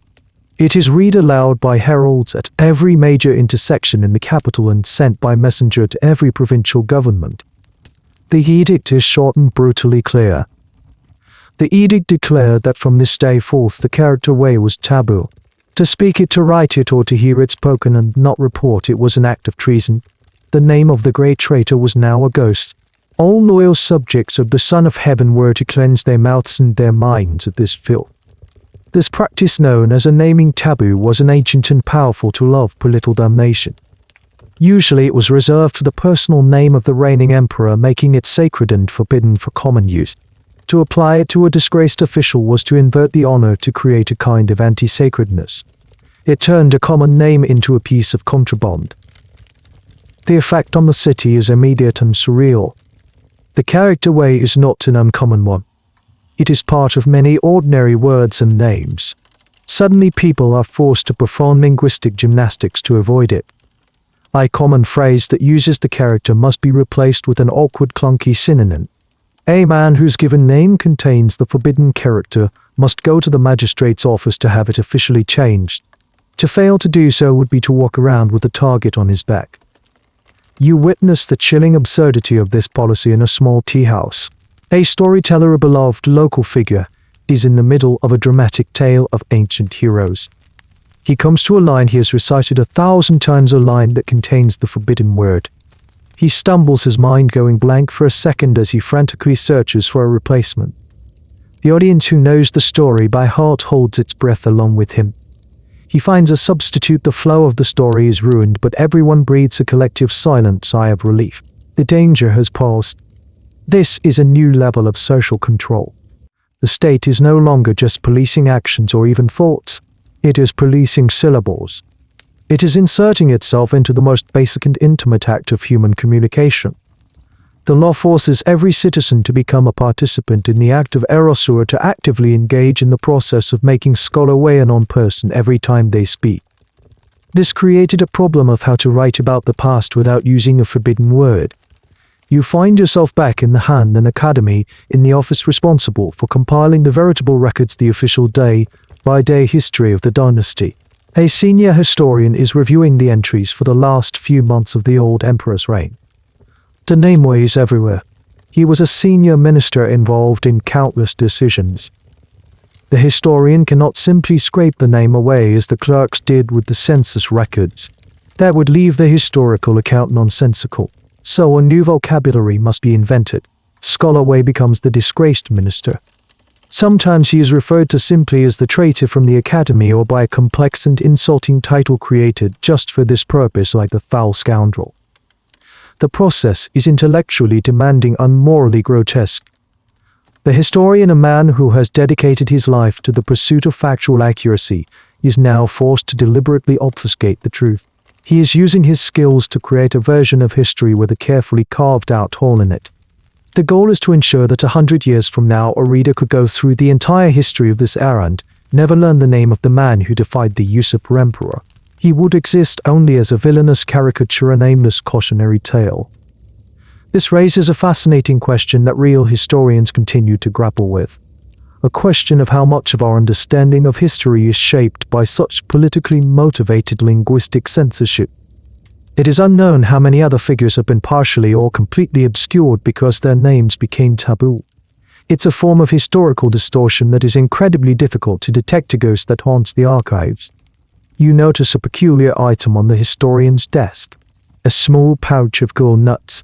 When ground and mixed with vitriol, these nuts produce a deep black ink that over time chemically bonds with and slightly corrodes the paper. It was a prized ink for its permanence, but it also made any text written with it almost impossible to scrape away later. It is debatable if the historian was using this ink as an act of sycophancy to ensure that this act of falsification could not be easily undone or corrected by a future regime, or if he was using it as an act of subtle defiance to ensure the damnation of Wei was quite literally permanent. It's a typically ambiguous scholarly act of defiance or compliance. The name Wei is now a ghost. It exists only in the fearful minds of those who remember it, a word that can be thought but never spoken. The Emperor has achieved the final stage of his revenge. He has killed the man, killed his family, killed his ideas, and now he has killed his name. The silence he has imposed is nearly absolute. Scholar Wei is gone a phantom in his own story. With the name of Wei exorcised from the spoken language, the final deep cleaning of the state's memory can be completed. The act of making a man a ghost requires more than just burning his books and forbidding his name. It requires a meticulous, almost surgical alteration of the past. You are drawn now into the deepest, most secure vault of the Imperial archives. This is not the working archive of the Hanlon Academy. This is the ultimate repository. Here in fireproof stone rooms are kept the master copies of the most important documents of the dynasty. The definitive histories of previous reigns, the genealogical records of the Imperial clan, the confidential memorials that shaped decades of policy. This is the DNA of the Empire, its official unassailable truth, and it is about to be corrupted. A team of the most trusted and most frightened archivists has been assembled. Their task is to perform a historical purification. They are not just deleting Wei's name, they are editing him out of history, replacing him with a narrative that serves the new emperor. You watch one archivist working on the veritable records of the old emperor's reign. He has come to an entry describing a major famine in the southern provinces a decade ago. The original text details how Minister Wei proposed a brilliant and effective plan for grain distribution that saved thousands of lives. It was one of the crowning achievements of his career. The archivist cannot simply erase this. It would leave a hole in unexplained policy success. So a new story must be invented. With painstaking care, the archivist prepares to alter the document. He uses special chemicals to lift the ink, a delicate and highly skilled process. Then, with a brush that perfectly mimics the original calligraphic style, he writes a new entry. In this new version, the brilliant plan was not proposed by Wei at all. It was the idea of a different minister, one who coincidentally was an early and enthusiastic supporter of the new Emperor Tao. Where the new text suggests actually argued against the plan, his incompetence and poor judgment nearly causing a disaster. It is a breathtaking act of historical forgery. An act of heroism is transformed into an act of villainy. A man's triumph is stolen from him and given to another. This is not just erasure, it is replacement. The state is not just creating a void, it is filling that void with a politically convenient lie. The process is repeated over and over. An entry describing Wei's successful negotiation of a treaty with steppe nomads is altered to show that the treaty was actually a moment of national humiliation, which the then Prince Tao had argued against. A philosophical essay Wei wrote praised by the old emperor is now recontextualized as a subtly treasonous document, its hidden meanings exposed for all to see. The archivists are ghosts themselves working in secret, their identities known only to a select few. They are the spectral editors of reality. Their work is the most insidious form of propaganda because it is designed to be invisible. They are not writing new history books, they are changing the old ones, poisoning the well of the past. The goal is to ensure that any future historian consulting these primary sources will come to the correct conclusions. They will see a consistent narrative of Wei's incompetence and treachery and of Tao's prescient wisdom. You notice a strange and fascinating detail. One of the archivists, an elderly man with a tremor in his hand, is using a very specific and rare type of paper to make his insertions. It is hiding dragon paper, a kind of paper that has a very faint, almost invisible watermark of a dragon embedded in it, a mark that is only visible when held up to a strong light at a very specific angle. It is unknown if this was an act of supreme sycophancy, using a paper with a hidden imperial symbol to author the emperor's lies, or if it was an act of incredible subtle defiance. Perhaps he believed that a future archivist centuries from now might notice the faint watermark, realize this section is a later insertion, and understand that the historical record has been tampered with. It is an act of rebellion so subtle it is almost indistinguishable from an act of loyalty. This deep ambiguity lies at the heart of understanding such regimes. Survival often required actions that could be interpreted in multiple ways. The debate over the true motivations of officials who served tyrants is a constant theme in the study of this period. The work is slow and meticulous. It may take years to complete the full purification of the archives. But the process has begun. The ghost of Scholaway is being systematically hunted through the corridors of history itself. The state is asserting its most terrifying power. Not just the power to control the future, but the power to rewrite the past. It is creating a new history, a seamless self-justifying narrative where the usurper was always destined to rule and the man of integrity was always a traitor. The silence that now surrounds the name of Wei is being backfilled with carefully constructed lies, cementing the tomb of his memory forever. Or so the Emperor hopes. As the archivists toil to bury his Engelmann's memory, you feel your perspective shift and pull back. Not just in space, but in time. To understand the roots of a law as cruel as the 9 exterminations, you must travel back through the centuries to the very foundation of the Imperial system. You drift away from the era of Emperor Tao, the memory of Scholaway dissolving into the mists of time, and you arrive in a harsher, colder, more primal age. You are in the 3rd century BC. The world is different. The unified empire you just left does not yet exist. The land is divided into warring states, a chaotic patchwork of kingdoms that have been fighting each other for 200 years. The air is filled with the smoke of burning villages and the ghosts of dead soldiers. And then you see him. He is not a son of heaven sitting on a dragon throne. He is a king, a conqueror, a man of brutal efficiency and paranoid vision. This is Qin Shi Huang, the man who will crush all the other states and forge them through fire and blood into a single entity. He is the first emperor. His philosophy of rule is not the refined, complex Confucianism of Scholaway's time. It is a raw, pragmatic and utterly ruthless ideology known as legalism. You find yourself in his throne room, his dark unadorned hall of stone.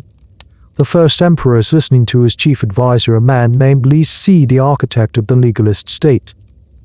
Li Si speaks, and his words are like chips of ice. He says that the people cannot be trusted with sentiment. They do not understand what is good for them. They are like unruly children who must be disciplined. The only thing that guides them, he argues, is fear of punishment and desire for reward. There is no good, no evil, only order. And order is maintained by laws that are clear, absolute, and ruthlessly enforced. This is the core of legalism. It is a philosophy that has a deep distrust of human nature. It rejects the Confucian ideas of benevolence, ritual, and moral example. For a legalist, the state is a machine and the people are cogs. The law is not a guide for moral behavior, it is a tool for social engineering. And the most powerful tool is punishment. It is in this intellectual crucible that the concept of collective punishment is forged into a state policy. The idea itself was a new clans had been taking revenge on other clans for centuries. But the legalists transformed it from a chaotic act of vengeance into a cold, calculated instrument of government. The reasoning was brutally simple. If you only punish a criminal, you are only punishing one person. The man's family might even see him as a martyr. But if you punish his entire family, you create a powerful disincentive. You turn the family, the core unit of society, into a miniature police force. The father will watch the son, the brother will watch the brother, not out of love but out of a shared fear of mutual annihilation. The state outsources its surveillance to the family unit itself. This is the birth of the cruel law. Under the first emperor, the laws of collective punishment were codified and applied with terrifying frequency. He used them to crush dissent from the old noble families of the states he had conquered. He used them to enforce his most unpopular policies, like the burning of books and the execution of scholars who clung to the old ways of thinking. You see a demonstration of this. A minor official is caught criticizing the emperor's massive construction projects, which are costing thousands of lives. He is not just executed, his family is arrested. But the legalist state adds another layer of psychological cruelty. The official is forced to watch as his parents, his wife, and his children are executed before his own sentence is carried out. This is not for revenge. It is a lesson. It is a piece of political theater designed to be so horrific that the story alone will ensure obedience. You notice a peculiar detail of the legalist system, the obsession with standardization. The first emperor standardized everything. The width of chariot axles so they would fit the ruts in his new roads, the system of weights and measures, and most importantly, the written language. This had a practical purpose, of course, allowing for easier communication and administration across his vast new empire. But it also had a deeper philosophical one.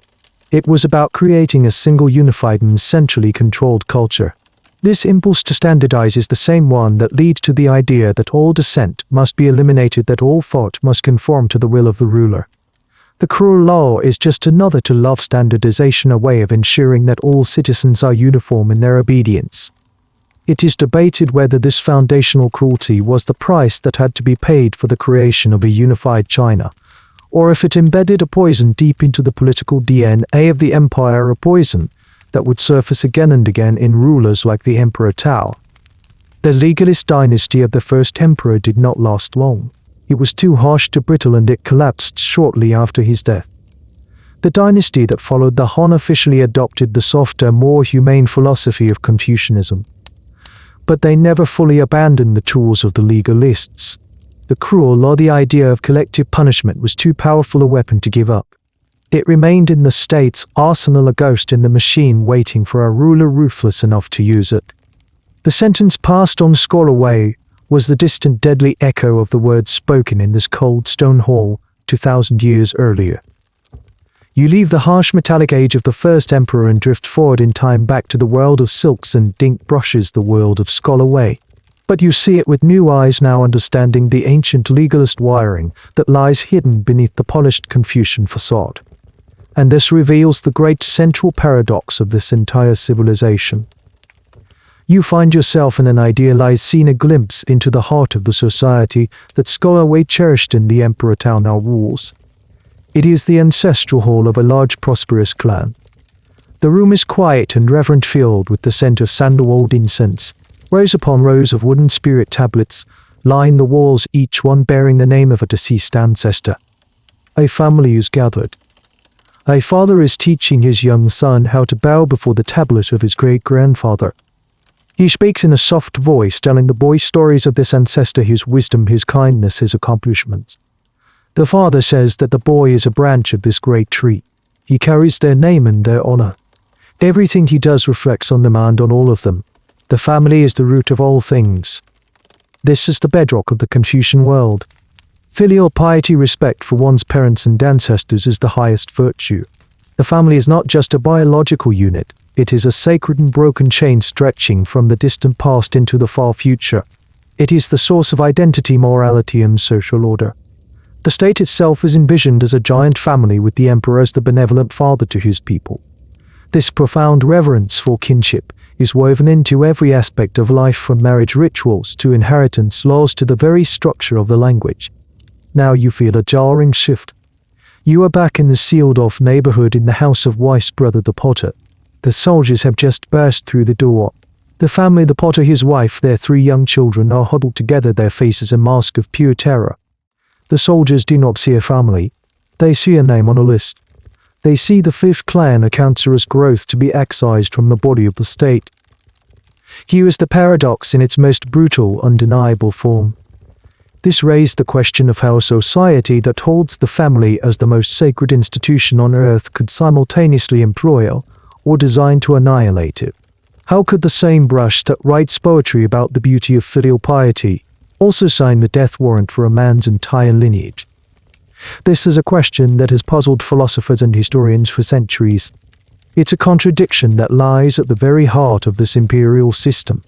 Some scholars argue that the two ideas were not as contradictory as they seem. They suggest that the Confucian ideal of the family was precisely what gave the Nine Exterminations its power.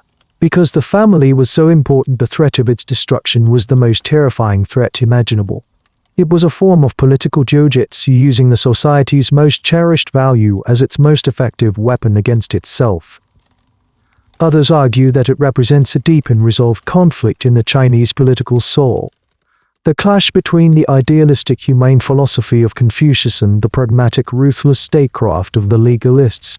They argue that most emperors tried to rule with a veneer of Confucian benevolence, but when their power was threatened, they would always revert to the cold hard tools of the legalist founders.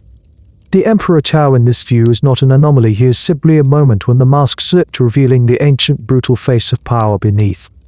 You notice a small curious object on a shelf in the potter's doomed house. It is a copy of the classic of filial piety, a foundational Confucian text that every child was expected to study. It contains 24 stories of exemplary sons and daughters who went to extreme lengths to honor their parents. One story tells of a son who lies down naked on a frozen river to melt the ice so he can catch a carp for his stepmother. These stories are the idealized image of the society, the moral compass it professes to follow. Now this book's celebration of family loyalty will be spattered with the blood of the very family it was meant to guide. This single object is a perfect tragic symbol of the state's hypocrisy. The father, the gentle potter, puts his arms around his children, trying to shield them from the sight of the soldiers' drawn swords. In his final moments, he is performing the ultimate act of Confucian fatherhood, protecting his family. But his love, his devotion is meaningless in the face of the state's cold, legalist calculus. His virtue cannot save him. This contradiction, the celebration of family and the extermination of family, created a deep and lasting tension in the society. It fostered a culture of extreme caution. It taught officials like Scholar Wei that while they must cultivate Confucian virtue, they must also be acutely aware of the ruler's raw absolute power. It meant that public life was a constant dangerous tightrope walk between moral principle and political survival. Scholar Wei walked that tightrope for 50 years. In the end, he chose to step off. The paradox of his world is that in doing so, his ultimate act of Confucian integrity, choosing righteousness over life, led directly to the ultimate anti-Confucian act, the destruction of his entire family tree. The story of Scholar Wei is one of ultimate defiance and ultimate punishment. The sheer scale of the 9 extermination, as the meticulous cruelty of the process, can leave the impression that this was a common everyday to love governance. But you now drift away from the specifics of Wei's case and take a broader view of history, and you discover a surprising truth. The punishment was in reality a weapon seldom fired. You find yourself in the vast Imperial library years after the reign of the usurper Emperor Tao. A young diligent historian is compiling a list. He is researching all the recorded instances where the 9 exterminations were officially carried out over several centuries. The list he discovers is remarkably short. For every Scholar Wei, there were thousands of other officials who were disgraced, exiled, or executed in a more conventional manner. The full terrifying annihilation of a clan was reserved for only the most extreme cases of treason or direct personal insult to the emperor. It was the nuclear option of the imperial legal system to last resort. So if it was used so rarely, its true function must be examined. You begin to understand that its power was not in its application but in its existence. The 9 exterminations was primarily a weapon of psychological terror, a ghost story that the state told its officials to keep them in mind. Its true power was in the threat. You see a scene from a different emperor's reign, a more stable and prosperous time. A senior minister is in a heated debate with the emperor in a closed-door council meeting. The minister believes the emperor's new tax plan will ruin the peasantry. He argues his case with passion and logic. The emperor, used to compliance, grows angry. His face darkens. He slams his hand on the table and asks the minister if he is questioning his wisdom and if he forgets his place. In that moment, the ghost of the 9 exterminationists enters the room. The minister does not need to be explicitly threatened. He knows the stories. He knows what happened to men who pushed too far. He sees a flash of his own family, his children playing in the garden, and so he backs down. He prostrates himself, apologizes for his poor choice of words, and withdraws his objection. The tax plan, which may indeed be disastrous, goes forward. This is how the cruel law truly functioned day to day. It was a silent, invisible participant in every high-level political discussion. It was the ultimate argument ender.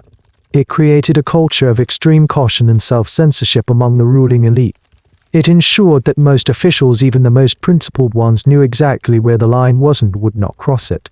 For every one official who, like Wei, chose martyrdom, there were 100 who chose to compromise, to stay silent, to survive.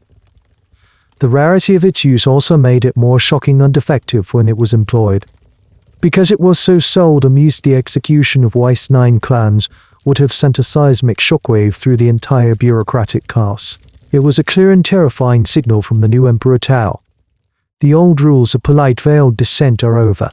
I am a different kind of ruler and I will use the ultimate weapon without hesitation. You notice an interesting and somewhat bizarre artifact of this culture of fear.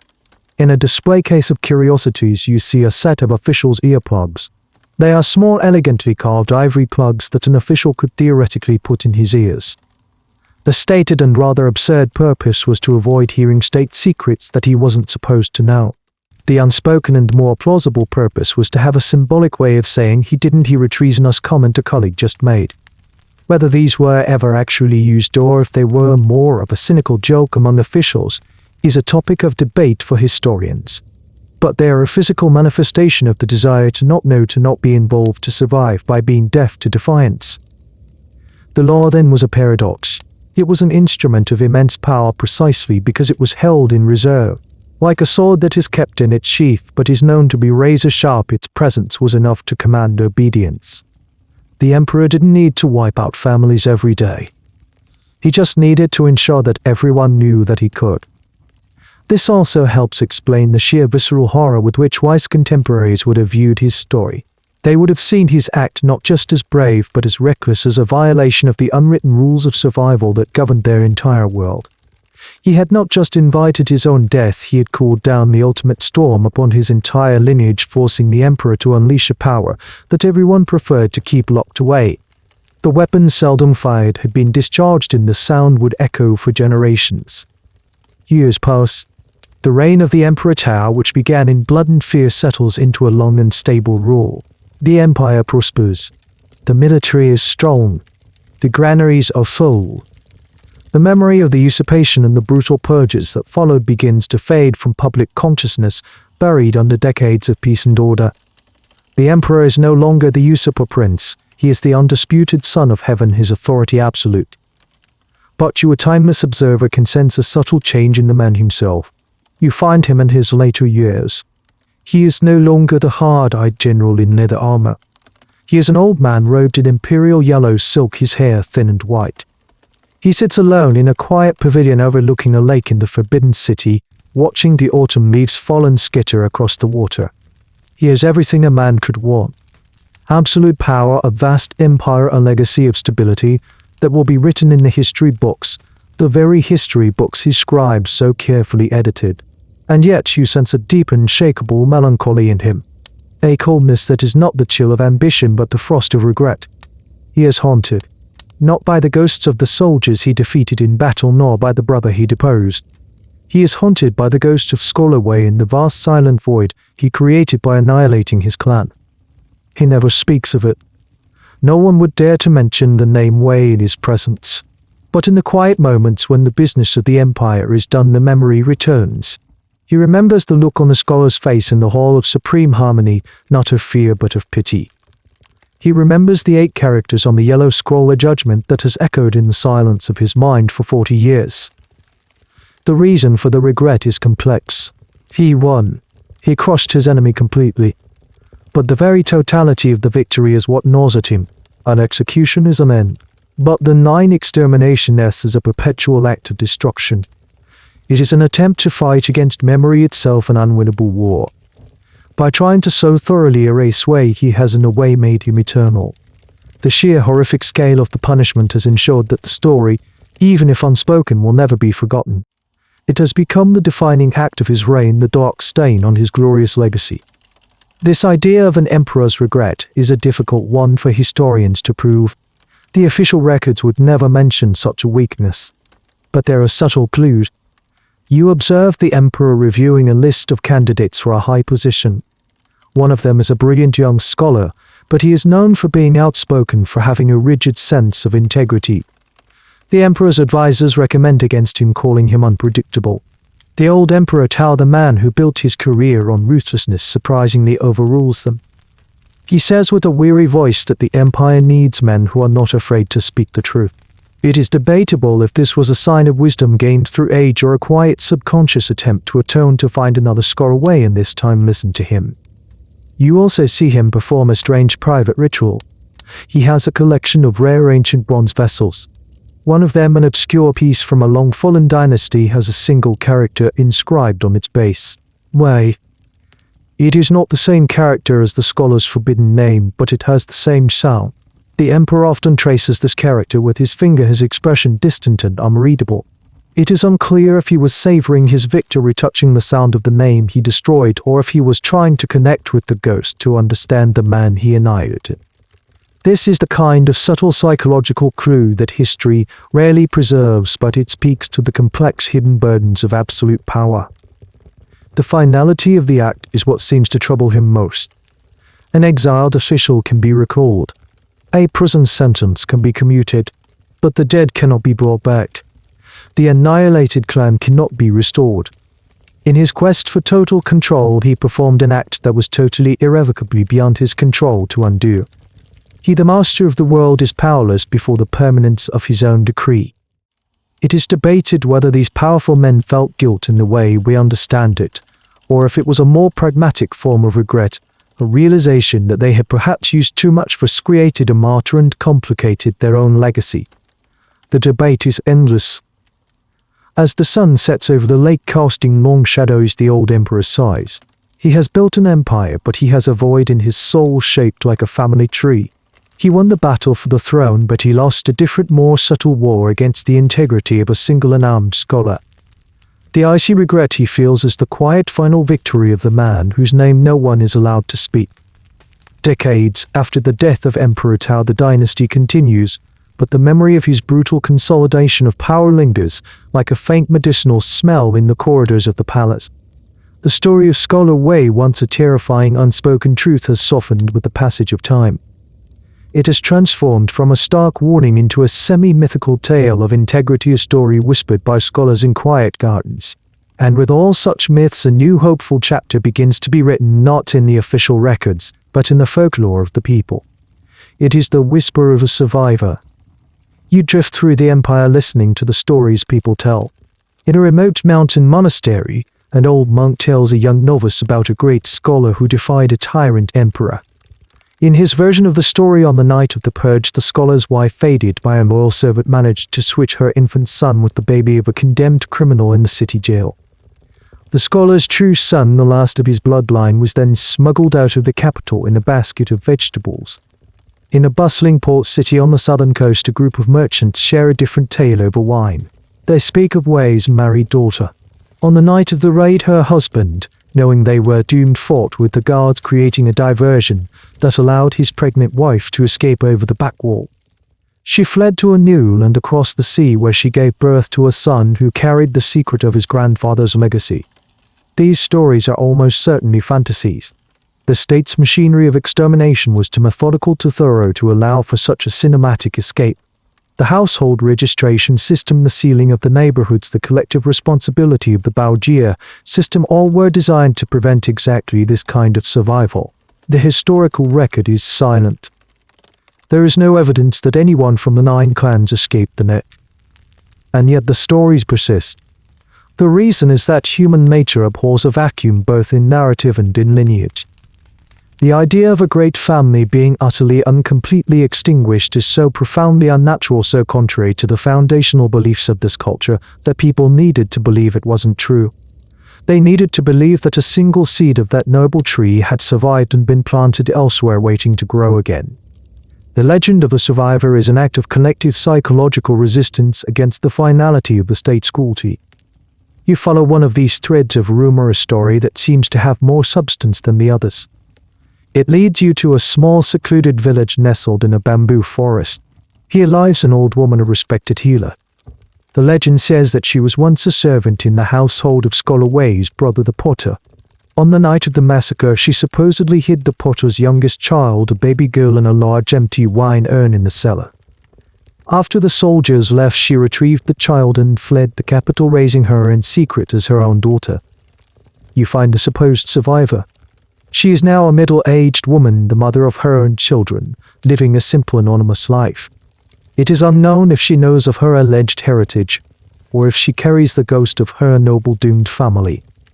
The story says that the old servant gave her a single object from her Huang, a small exquisitely crafted cricket cage, one of the many that Scholar Wei's brother owned. It's a strange and specific detail, the kind of proof that gives a legend its ring of truth. Whether this story is true is unknowable. It is one of history's great unanswered whispers.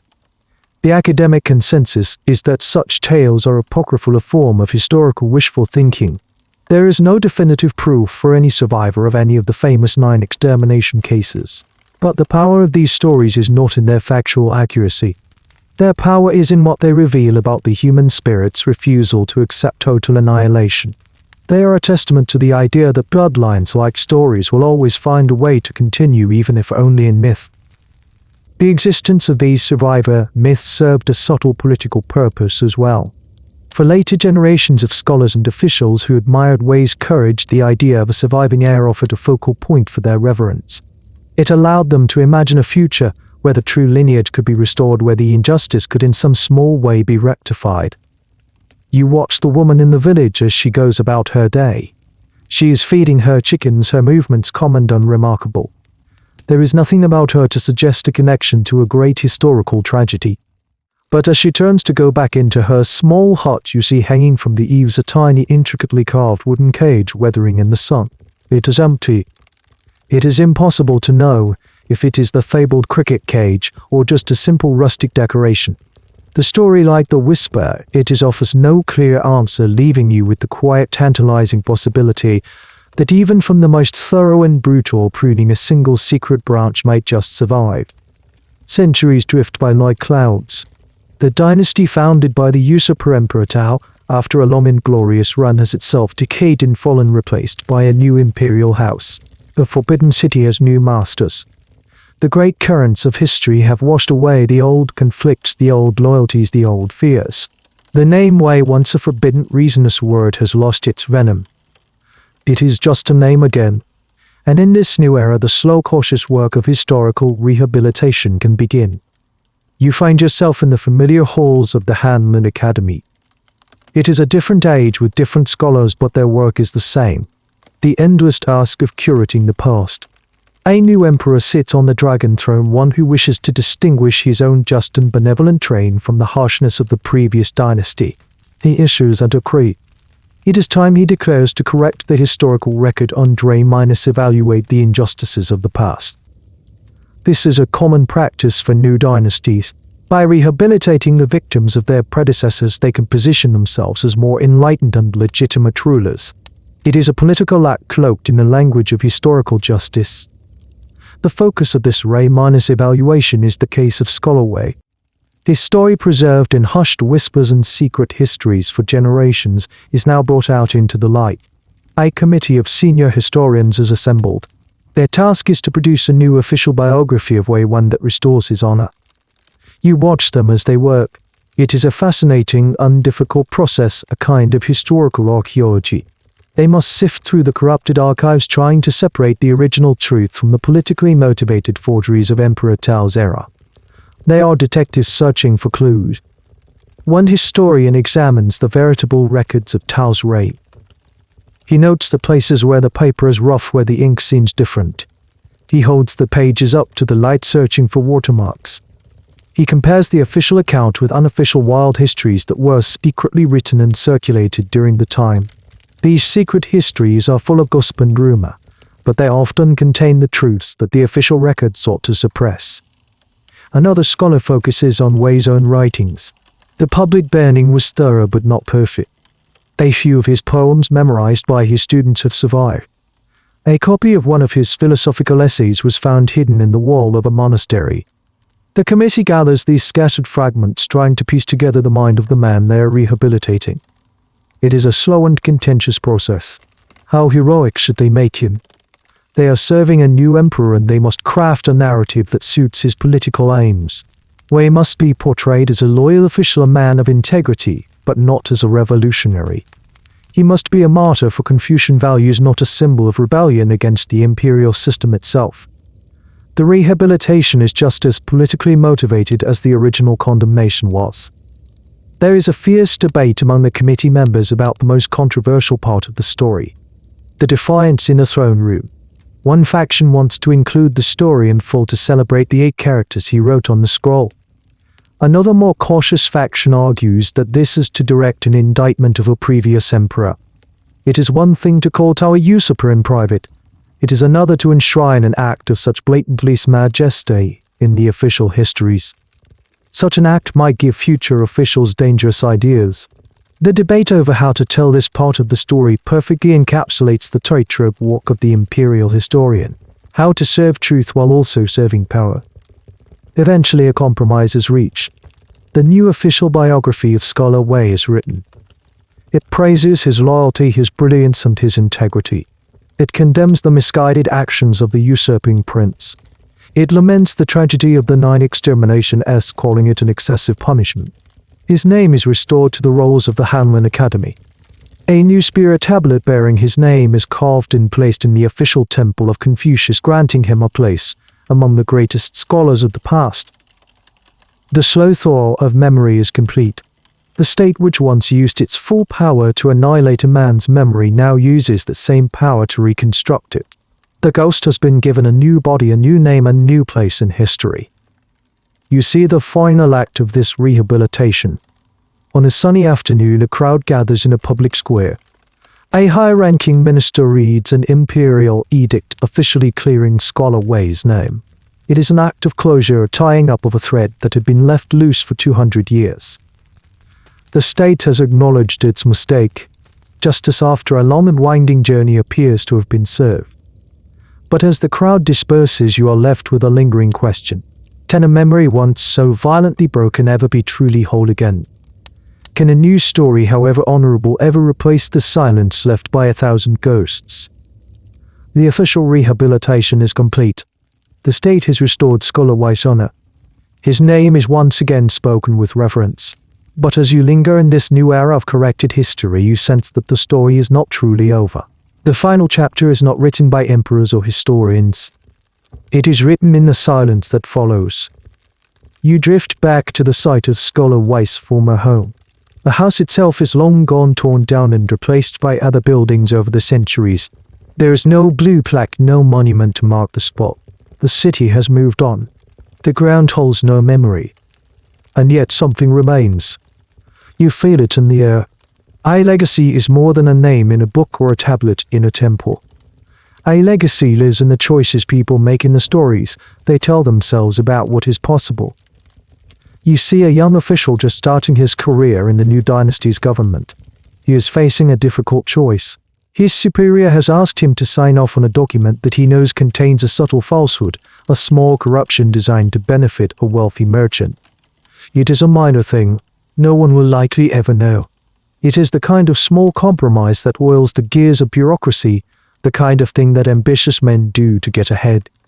The young official hesitates. He sits at his desk, the offending document before him, his brush poised over the inkstone. And then he thinks of the story of Scholar Wei.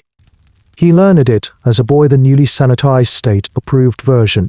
But he also heard the other versions, the whispers, the story of the defiant Brustrakob in the Hall of Supreme Harmony. The story presents him with a question. Not what is the safe thing to do, but what is the right thing to do. The tale of Wei has provided him with a new map of morality, a new example of what a scholar official can be. It has expanded his sense of possibility. He puts down the brush. He will not sign the document. He will go to his superior and respectfully but firmly state his objections. It is a small act of defiance. It will likely damage his career. It may get him labeled as difficult, as naive. But it is an echo, a faint reverberation of Scholar Wei's choice carried across the centuries. This is the true legacy. It is not in the ashes of the burned books, but in the living conscience of this one young man. The ultimate failure of the Emperor Tao's project of annihilation was this. By trying to make Wei an example of what to fear, he inadvertently made him an enduring symbol of what to admire. The sheer magnificent scale of his punishment gave his act of defiance a weight and a permanence that a simple execution never could have. The Emperor wanted to create a ghost to haunt the ambitious. Instead, he created a patron saint for the courageous. This is the final deep irony of the story. The 9 exterminations is a law designed to enforce absolute conformity by demonstrating the state's power to erase a lineage ultimately failed. It could kill people. It could destroy families. It could burn books and forbid names. But it could not destroy a story. A story once told has its own life, its own bloodline. It can go underground, it can whisper for 100 years, but it will eventually resurface. You drift away from the young official and his quiet choice, and your perspective widens one last time. You see the entire sprawling history of this empire, a tapestry woven with threads of incredible cruelty and breathtaking courage, of profound wisdom and deep cynical pragmatism. The story of Scholar Wei and the cruel law is just one thread in this immense design. It is a story about the conflict between the individual and the state, between conscience and power. It is a story that demonstrates the terrifying capacity of a bureaucratic system to carry out inhuman orders with methodical passional efficiency. But it is also a story that proves that even the most absolute power has its limits. It cannot fully control the human heart. It cannot in the end unwrite a single brave sentence. The legacy of Scholar Wei is not written in stone or silk. It is a legacy written in ash, a testament to the fact that some things once burned create a light that can be seen for generations. And so the story of the scholar and the emperor of the name that became a ghost begins to soften and fade. The sharp edges of the tale dissolve into the gentle quiet of the night. The echoes of history grow distant, replaced by the soft, steady rhythm of your own breathing. You can feel the weight of the story lifting, leaving behind only a sense of deep and peaceful stillness. The halls of power are empty now. The scrolls are rolled and put away. The ink is dry. There is nothing left to witness, nothing left to understand. There is only this moment, this quiet, this comfort. You are in a safe harbor now, far from the storms of the past. Let the gentle current of this stillness carry you, drifting slowly, peacefully, effortlessly towards the shores of a deep and restorative sleep. The story is over and all that remains is rest. Our narrative has reached its peaceful end. It's okay if you're still here with me. Feel free to press play on another journey or simply enjoy this deep and comfortable quiet. Good night.